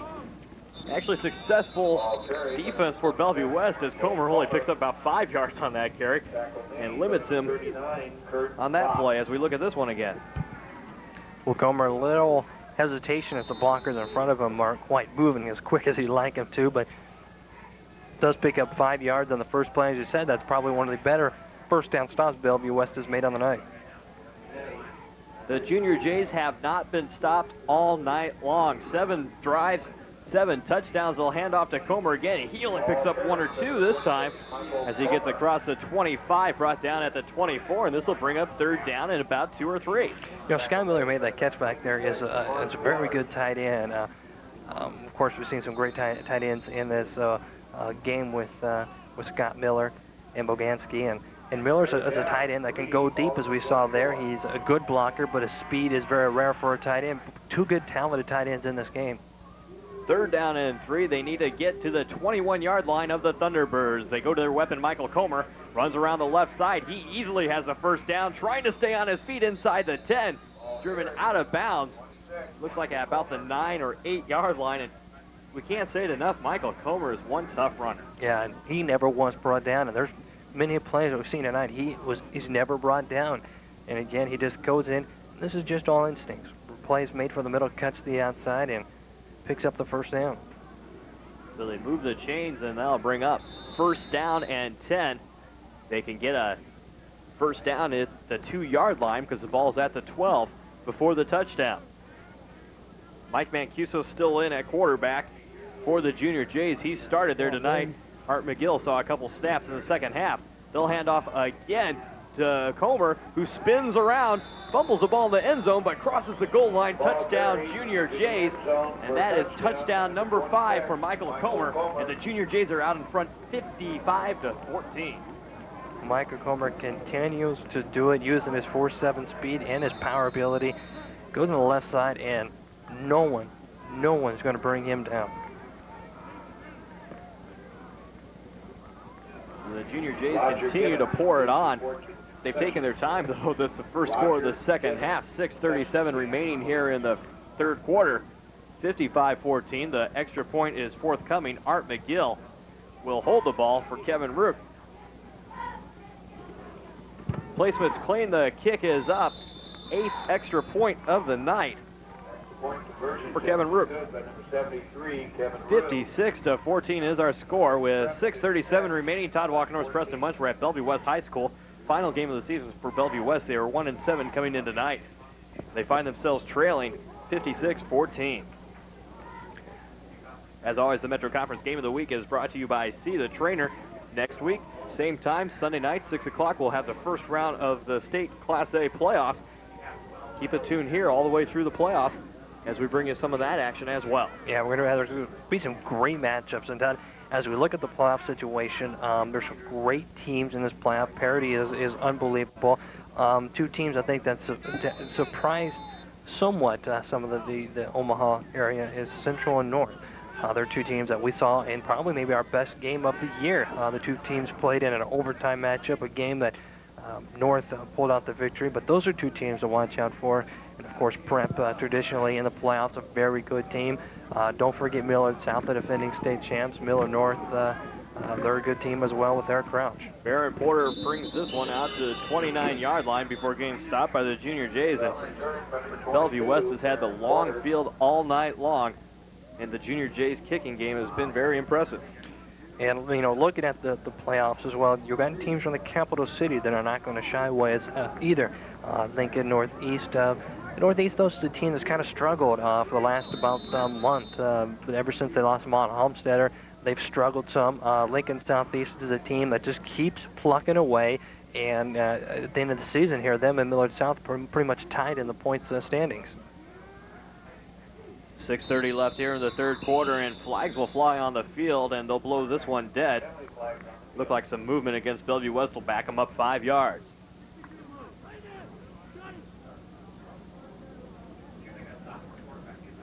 Illegal. 56-14 is our score. Creighton Prep out in front. You see the illegal motion call on Bellevue West. And we'll check in with Howard Borden down on the sideline. We have some Halloween goodies here on the sidelines of Bellevue West, courtesy of O2 TV. And you can see the Cox Superstation here, our new T-shirt. And your name is? Nissa Lindman. Nissa Lindman. We're going to give this to you as our special fan of the game. And what's your favorite high school football team? Bellevue West Thunderbirds! Yep. And happy Halloween! Well, the proud recipient of our first Bandcamp Cox O2 TV Superstation T-shirt. That's right. And on that last play, Broderick was lucky that play wasn't picked off as the defensive lineman stuck up their big paws and knocked the ball down. But it goes down dead to the ground, but it sets up a long 2nd down and 15. They need to get out near the 40-yard line, and they try to hand it off. And coming up with no gain, actually a big loss on the play of 4 or 5 yards, is Barron Porter, who's slow to get up. Yeah, and he's taken a beating. He's run hard, and you've got to give it up for him and for the other running back, Arthur Orange. They've ran hard, and you can see he's had problems with the feet a couple of times on the exchange in this field. Gotta remember, this is the 9th week of action in these fields. You know, they start taking a beating when you're here in the cold, frigid weather. The ground starts freezing, and it takes a beating when you got 9 weeks of football on the field. 3rd down and 19. The Thunderbirds need to get it near the 40-yard line. Dropping back and now throwing. New quarterback actually in for the Thunderbirds, and overthrown the new quarterback in for Bellevue West is Dave Stark. First time we've seen him tonight. Dave Stark comes in at the quarterback position, and he goes up to the air for the first time, and things don't change when they get the new quarterback in as he goes straight up to the air, trying to hit Duckworth, and Duckworth almost does another acrobatic catch, just can't pull it out, and punting situation for Bellevue West. 4th down and 19. Boganowski will come in to do the kicking honors, takes the snap, and there's pressure, and he gets ran into. No flag on the play. This one will take a Bellevue West hop before being down near the 42-yard line. Doing the honors is Barron Porter.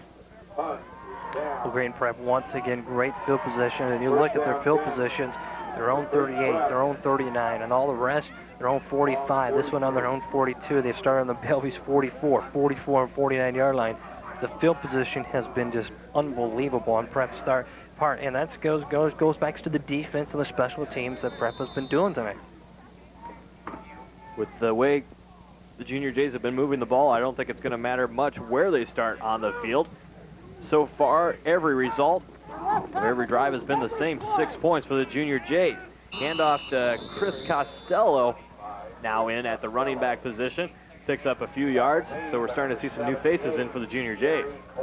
Yeah, we're going to see some new players for both teams as they're going to bring in some players, give them experience, and get them ready for the playoffs and also for next season. On Bellevue West, we're going to see the same thing. They're going to get some new players in and start thinking of next year. The next season comes around quicker than you imagine. 2nd down and 7. Handing it off up the middle is now Jared Tabor. The 5'10" senior came in and playing fullback now. Yeah, now our job gets a little tougher as they're going to put in the guys quickly. We'll keep up with as much as we can. We apologize for any mistakes that we do make, but Jared Tabor comes in, the senior, gets some playing time there on the left side. Sets up 3rd down and 4, and these Prep running backs, they might change the names, but their running styles are all the same, tough, rugged north and south. Well, when you have the big holes up front, it really doesn't matter who's carrying the ball. They're pretty easy to run through. They'll hand off again to Costello. Gets near that 1st down marker.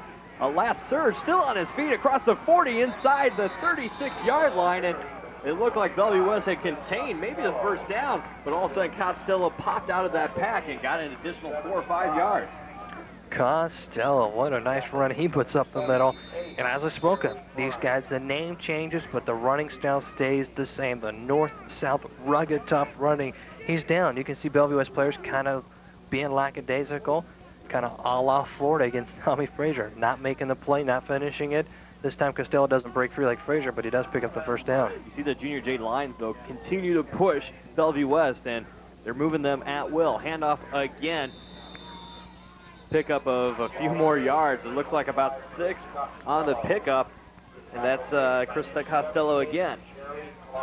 Coming in to make the play, Jerry Klein, number 78, comes in, makes a play. A freshman comes in and makes a nice play there. A nice job by the freshman to come in there and getting some youth playing time for next season. Clock has run quicker here in the second half. 3:36 left here in the third quarter. 56-14 Junior Jays. Is to see Broderick warming up on the sidelines. I expected him to come back in here in the third quarter. Second down, 11 for the Junior Jays. They'll keep it on the ground. A pickup of 2 for the Creighton Prep Blue Jays on the carry. That time is again Jared Tabor. Tabor, the fullback, 170-pound fullback. He's in there. Your quarterback right now is Art McGill. Steps in for Mike Mancuso. McGill, the junior, 5'9", 160 pounds. Stepping in for Mancuso, sophomore, 6'1", 197. The quarterback situation in good hands in the next 2 years for Creighton Prep. Third down and 9, 2:50 left in the third quarter. Bellevue West looking to stop the Blue Jays for the first time tonight. Mancuso still has the ball behind the line of scrimmage, and he'll keep it as he runs off to that left side. Actually, Art McGill is now in at quarterback, and back to the line of scrimmage, maybe picks up a yard, and that'll bring up 4th down and 8. 4th and 8 for Prep, and Prep is, they want to get their offense running, but they don't want to humiliate or defeat anybody to a purpose that is unneeded. And we're expecting probably a play that's going to be run up the middle. And for Prep, here 4th down and 8, expect probably a run up the middle. And if they do pick it up, well, it's hard to tell players who come in at 3rd and 4th string to play, at 50%. 4th down, 8 yards to go. Keeping it himself is McGill, and he's looking to throw. Intercepted by Bellevue West. Plenty of room to run for the Thunderbirds. Coming up with that one is an alternate number, and he'll run all the way for the touchdown, and that was Clark Thompson with the big interception return for a touchdown. And a freshman who hasn't seen much playing time, but he comes in this game in mop-up duty and makes a big play that he's not going to forget for a while. No, he won't, and he steps up. McGill, as you can see, Lance makes a play and gives credit to that, to the pressure that they put on, and he makes a play, and he's gone. He had running room, and he tunks it, he runs, and he scampers all the way down to the end zone. He makes it 56-20. Do you go for 2 here? We'll see what Coach Mayman makes the decision, but what a great moment for the freshman Clark Thompson. Makes an interception, and not only makes an interception, but goes all the way for a touchdown. He was in the right place at the right time. His eyes got big as he saw no Junior Jays on the way to the end zone and made it all the way down there. And Bellevue West will actually use the timeout here to talk the situation over. They trail by 36 with 1:44 left here in the third quarter. Yeah, as we talked about, a lot of new players are going to be in, and let's check in with Howard on the sideline. Well, you talk about ghosts and goblins. That freshman played the role of the ghost, picking off that pass and running in for a touch. Odious Lee, one of the assistant coaches for Bellevue West, raised his hands into the air and said, "We stopped them. We finally stopped them and got a touchdown out of it." So there's a little bit of joy down here on the Bellevue West sidelines. That's good to see. So timeout for Bellevue West, 1:44 left. And when you're down like this, you start looking for little victories, and that's one of them right there, the interception return. Kind of a momentum swing. They're out of this game now, 56-20, but you just want to see good performances from some of your younger players. Yeah, and Thompson, he is a freshman, and there's 12 players that they have brought it up and added to the roster for this game to give a lot of people some chance to play, as they're going to go for the two-point conversion. So now dropping back is Dave Stark. He's looking to throw, and he throws it incomplete off to the right side. Intended receiver for the Thunderbirds. Well covered by the Blue Jays. Yeah, and Blue Jays do a nice job breaking on the ball with Mike Moore, and the junior steps in, makes a play, making the score, still standing at 56-20. And for Bellevue West, they get some positive, getting something positive from the defense, and and they stopped that Creighton Prep offense from putting anything else on the board with 1:44 left here in the third quarter. Todd, as you look at this Creighton Prep team, I mean, how do you assess the team's outlook after the season's done, finishing with the victory here at 5-4? You return most of your team from this year, at least some of the quality positions like Mike Mancuso. He's a sophomore at that quarterback. He has a couple more years left. He's looked good. I think he's improved since the first time we've seen him. We've seen Prep 3 times this year. Of course, the holes that you're going to have to fill is that Michael Comer and also Wes Woodward in the I-back position. Before we get to that, how do you think they do in the playoffs? I mean, this is a team that's looked very up and down. People have complained as why they're in the top 10, and they keep staying there. How do you look as their outlook as they head into the playoffs? It's tough to say before those pairings come out, but Prep will probably have an easy time in the first round, and they'll be in for a fight come the second round. Yeah, I think when you see that second round, you're going to see 8 teams. We're going to see an onside kick here, and quickly, nicely covered up there by the Creighton Prep player. Creighton Prep special teams has been playing big all night long. Coming up with that onside kick recovery is Tim McMahon. Played it just right, got down on it, stopped the ball, and the Prep Blue Jays will take over with great field position again at their own 49-yard line. Yeah, and as you spoke of, the 8 teams are going to be in the second round. Are going to be 8 quality teams. Any of those 8 teams realistically could win it. Of course, everyone's looking at Papillion, and of course Millard North and Millard South, but I think that you're seeing that there's a lot of things can happen with that Millard West beating Millard South, and like you said, beating them soundly. When that happens, that opens a lot of doors and even opens the eyes of those smaller seeded teams to beat the big boys. Some interesting games forthcoming in the playoffs. Handoff now to Chris Costello. Still on his feet, picks up the first down, 11 yards on the carry. Chris Costello running with a vengeance. Man, he gets down there, picks up another first down, and he's looking to gain 100 yards on his own and prove to the coaches that, hey, I deserve to be out there. As you mentioned, you got the 2 Millard schools in the playoffs. Millard North, Millard South, Millard West is in the playoffs as well. I don't think they're really a threat, though, to be quite honest with you. Creighton Prep, they advance as well. Then you have the Lincoln schools, too. Lincoln Southeast, remember, played Millard North close earlier this year, a game you saw here on the Metro Conference Game of the Week. In Lincoln Northeast, probably not a threat, but they could win a game or two as well, though. Yeah, and Southeast, you got to like their chances out there as a team that wins very quietly. They have a quarterback that does really everything for them. Ryan Doak leads that team. As we take a look at here, Costello's run to the left side. On the defensive side, they have one of the monster linebackers in the whole Midwest who's going to be one of the top recruits, and Antonio Banks, 6'2", 215 pounds. What a size for a linebacker. You know, Coach Greg Bull at Nebraska is kind of grilling over him. A couple of teams that'll be in the playoffs, not exactly flashing, not marquee teams, but they're going to be tough, North and Central as well. Yeah, we talked about earlier that we had them in the first game of the year. Over on Central side, they got some great talent, led by, we called him Robert the Man Jefferson, 6'8", 315 pounds, and last word that we heard, he had decided between Nebraska and Michigan on where he's going to continue his days. But you know, Mill Tinnever and Nebraska would love for him to come down and throw another anchor in that offensive line that they have in Nebraska. And then another team out of the Metro Conference, the team that I, quite honest with you, like through the playoffs is Papillion La Vista. Yeah, Papillion's a team that their quarterback, Mike Mama, he continues to play well. He's a leader, and this is a team that just kind of like Millard South has an attitude that you got to beat us, we're not going to beat ourselves, and they just have a winning attitude and a great tradition. As Chris Costello picks up another first down, Chris Costello, as we speak here, keeps running, marching this offense down the field. He makes the most of his opportunity. Time has expired here in the third quarter. The Blue Jays only put 1 touchdown on the board in the third, 56-20. We'll come back with the final quarter. It's the Metro Conference Game of the Week brought to you by See the Trainer here on OTTV.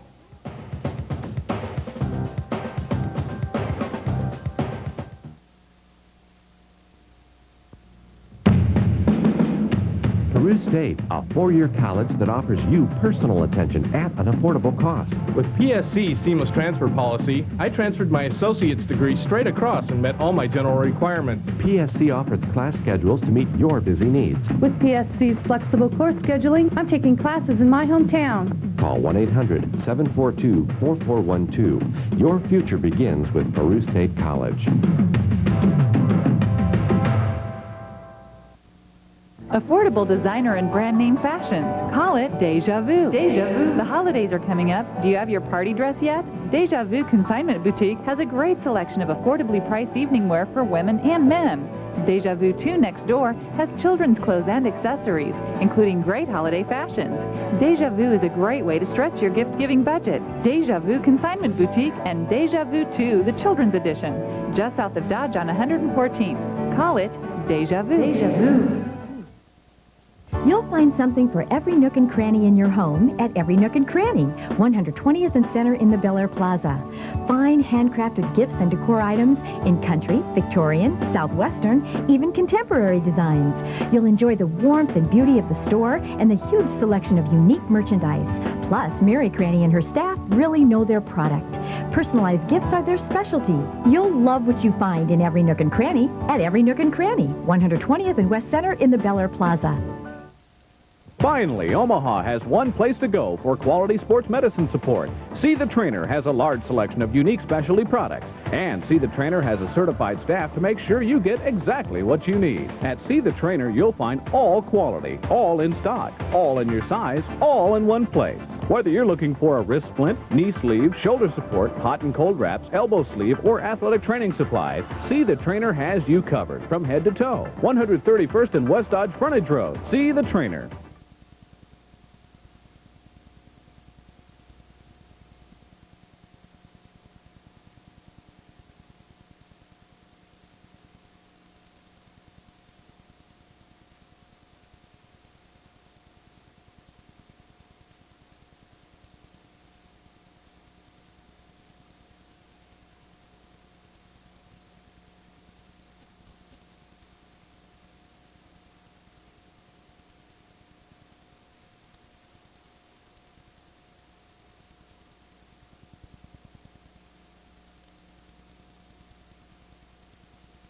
Minutes to play, and the Junior Jays try to add to a 36-point lead. Flag on the play, though, as the big run for Creighton Prep is turned in by Jared Tabor. We'll see what the flag is. It's going to be a holding on Creighton Prep. This will bring it back. Yeah, and that whenever you see that flag thrown in that area, it's 99% of the time it's holding, and that will bring back the drive. But as we talked about before we left the commercial, talking about the playoffs, and of course it's going to be an exciting season for the first time, Todd. They get a chance to play at the big stadium, Memorial Stadium, in the lights, Friday night Class A championship. It's going to be great excitement for the players. Be exciting for players and fans. 7 games in 3 days, Thursday, Friday, and Saturday. At the end of November, they bring the lights in, as you mentioned. It's going to be a great atmosphere. They're trying to rival the atmosphere of the state basketball playoffs, which are down there at the Manning Center, and that's a great atmosphere as well. So you're going to have 7 classes down there, 7 games down there, including the 6-man and the 8-man playoffs at Memorial Stadium. And talk about overwhelming being on a 6-man team playing down there. Yeah, Lincoln really enjoys watching the state championships. You talk about the basketball, the wrestling just gets an unbelievable crowd there at the Bottovani Center, and they support the high school athletes when they come down there. And the Lincoln community is really strong, especially with their own teams down there. They love high school athletics, and it should be quite a turnout down there at Memorial Stadium as we see a handoff again for the Junior Jays. Chris Costello picking up some of that yardage on the second down for the Junior Jays. Yeah, he's gunning for 100 yards in this game. As you can see him once again running towards the left side, and I tell you, Creighton Prep brings in those offensive linemen, still big boys that come in, and he goes off to the left side, breaks a few tackles, makes the run, sets up a second down, and about 13, 14 yards. Clock continues to run here in the fourth quarter. 11 minutes left, 56-28. Blue Jays out in front. Handoff again to Chris Costello. Finds the hole on the right side, still on his feet near the 10-yard line, looking for that end zone. Gets driven out of bounds at the 4-yard line from Bellevue West. And if you're playing defense for Bellevue West right now, all you can do is shake your head. Boy, and for Prep, we talked about earlier how they throw in the running backs. We talked about stop Comer and company, because it's more than just Comer. Now you're seeing Chris Costello. He comes in there, arm stiffs another. He wants the end zone, just comes up short. He sees he's going to be knocked out about the 4-yard line, and this sets up first and goal on the 4. Two-back set for the Junior Jays. They hand off again. That's Jared Tabor, who will easily walk in. 51-yard touchdown drive capped off by the 4-yard touchdown by Jared Tabor. Jared Tabor had just a pitch sweep on the left side, and he goes in uncontested. That's what happens when you send a defense up there with 9 guys in the box, and you're sending everyone gunning in, gun-ho to the inside. You do a sweep to the outside. There's nobody there. If your receiver picks up and does his assignment on the blocking, no one's going to stop you, and that's what happened there. So the kicking team comes in for the Junior Jays. Kevin Rook comes in again, looking for his 9th extra point of the night. Kicks up is low, but it is good. 63-20 with 10:40 left here in the fourth quarter. Good by number 73. Well, Todd, as we wind down the season, this is our last regular season. We head into playoffs. We've been talking about teams that have had, fantastic seasons and hoping to continue in the playoffs. But as always, there's players behind those teams that make things go. Looking, at this past high school season, some of the players that made this season to remember. You started in this season, Dusty Broddick, a quarterback, and Boganowski, the wide receiver. They've been a powerful 1-2 punch. Broddick, the #1 passer in the state, and Boganowski, the #1 receiver. As we've seen tonight, they are a very exciting team, a great 1-2 punch. You look at some other players that have made huge impacts and they had a fantastic season. Of course, Eric Crouch, and again, kind of hampered by injuries. We had that game where he got the ankle injury on the quarterback keeper to the left side, but he had another fantastic season as well. Obviously, for Millard North, Eric Crouch is the key. We saw them earlier this season against Lincoln Southeast, and they drove easily against the Knights. When Eric Crouch was in it, as you mentioned, he got the injury with the wrist, and then it was a close ball game from there on out after Eric Crouch left early.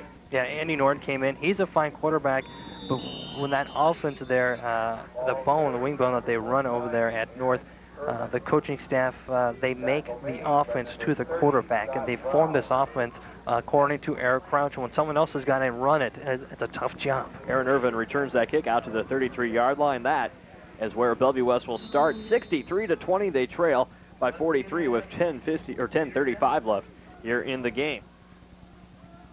In the state, we've had some great runners, so we talk about we're seeing one here tonight in Comer. Comer going to end the season probably averaging about 130 yards rushing after this game. And as you can see, the quarterback, he's brought down, and I tell you, nowhere to run, nowhere to hide for the quarterbacks here tonight for the staff. Dave Stark brought down by John Kramer, well behind the line of scrimmage for a loss. Brain Prep has just looked very, very solid tonight. Kramer makes a play, and boy, quarterback's no place to hide.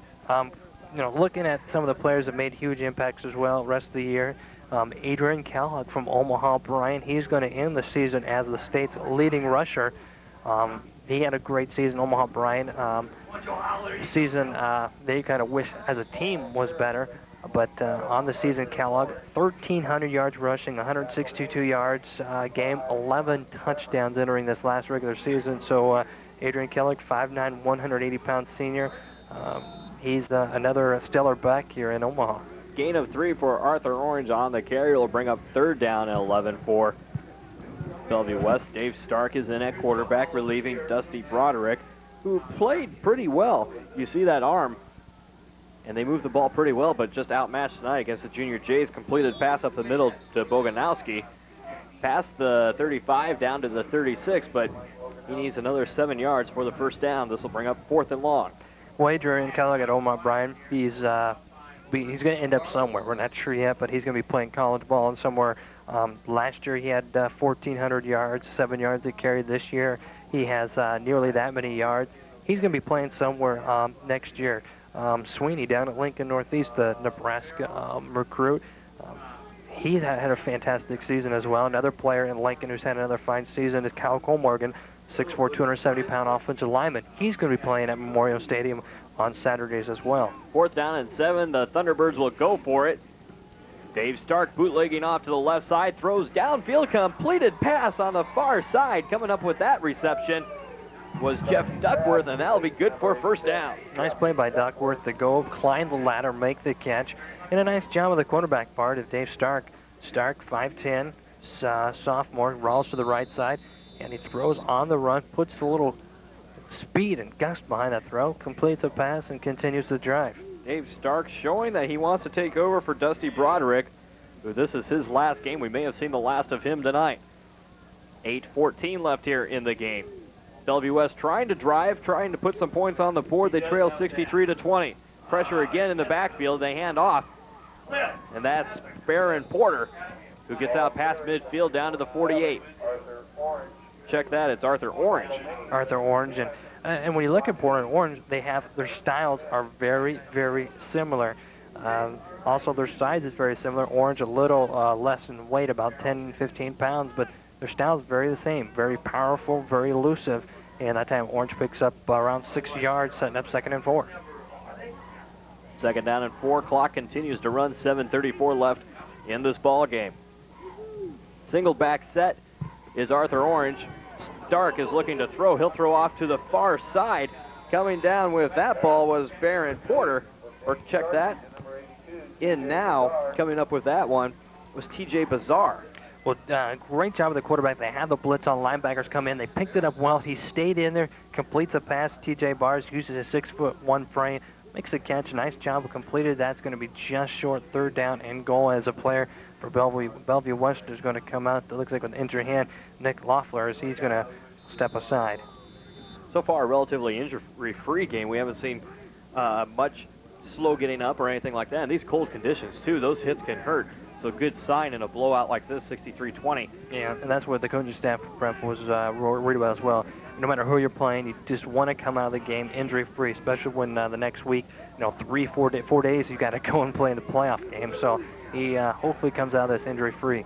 Jeremy Anderson lines up on the near side. They'll hand off again to Orange, who's trying to find room to run, gets to the 45. He has plenty of room up the right side to the 30, 20. He'll go all the way. Touchdown, Arthur Orange. A big 45-yard touchdown on the 3rd and 1, and adds 6 more points to the Bellevue West score, 63-26. Well, we talked about how Orange and Porter are good running backs. They're elusive. They just don't get a chance to have the ball much since Dusty Broderick is such a great, great passing quarterback. And here, just uses his speed. They got the angle on him. They're not going to catch him. And he trots 45 yards down the field, puts 6 on the board. And that makes the score right now 63-26, 27 pending on the extra point. Well, Bellevue West will go for 2 in this situation, trying to make it a 35-point game. 63-26, Dave Stark in at QB. He runs some play action. He's looking for an open receiver, can't find one, tries to force it up the middle, and incomplete. Yeah, his intended receiver once again was TJ Bazar, and Orange, great run he makes on the right side, 45 yards, and puts Bellevue West some more points on the board. As we wind down town, another great season of football here on O2 TV. Continue on the playoffs, the first round and the semifinals. Creighton Prep, if this is a team that continues like this, is maybe a team that we'll see in the first or in the semifinals. But Ted, who do you look as maybe your top 2 favorites in the playoffs? Well, as I mentioned, Papillion La Vista, I like them in the finals. Got to see who else comes in, though, from some of those out-of-state schools, too, as well. But any of the Millard schools can contest as well. Let's check in with Howard Borden down on the sideline. Well, we got another fan cam here, courtesy of O2 TV and Pax, the new superstation. A Creighton Prep fan here. Going to give you this nice T-shirt for coming out on Halloween. Excuse me, your name? Joe Johns. And your favorite high school football team? I'm going to have to go with Creighton Prep on that one. All right, Creighton Prep on that one. Thanks a lot. Happy Halloween. These guys came over from the other side, the Yell Squad from Creighton Prep, and have a happy Halloween. Go Prep! Go, all right! Howard should have tried asking a tougher question like, what year is it? 63-26, that's an easy one. That's the score right now, and you see the onside kick battled for, and we'll have to see who came up with that one. And it's going to be... And now the decision is that this ball go 10 yards, and coming up with the ball was Bellevue West. But did it come 10 yards? No, it didn't, and it'll be Creighton Prep's ball. It looked like they came up with it at the 49-yard line of Creighton Prep. That would have been 11 yards, but the initial contact occurred back on the Bellevue West side. And we'll take a look at this one again. Yeah, this ball, as you can see, it is kicked, and it was touched before. That ball only went about 8 yards, and it was touched. And so, of course, that will be Creighton Prep's ball. They'll take over at the 48-yard line where the ball was touched. 6:37 remaining in this game, 63-26. Junior Jay's new quarterback in for the Junior Jays. Rocky Amen, 5'9", 159-pound senior, getting some playing time. Michael Comer back in, off to the right side. Cross first down yardage again, give him 13. Well, Michael Comer, he's back with an vengeance, and I'm surprised. Probably not Michael Comer when the number's 26, but I believe it's probably someone else. We're going to find out who it is. Why don't you tell us, Todd? So Jim Gillespie checks in the game at number 26. Some duplicate numbers now for Creighton Prep. Rocky Amen in at quarterback. And you know, I wondered, could that be Comer? Could they be putting him back in?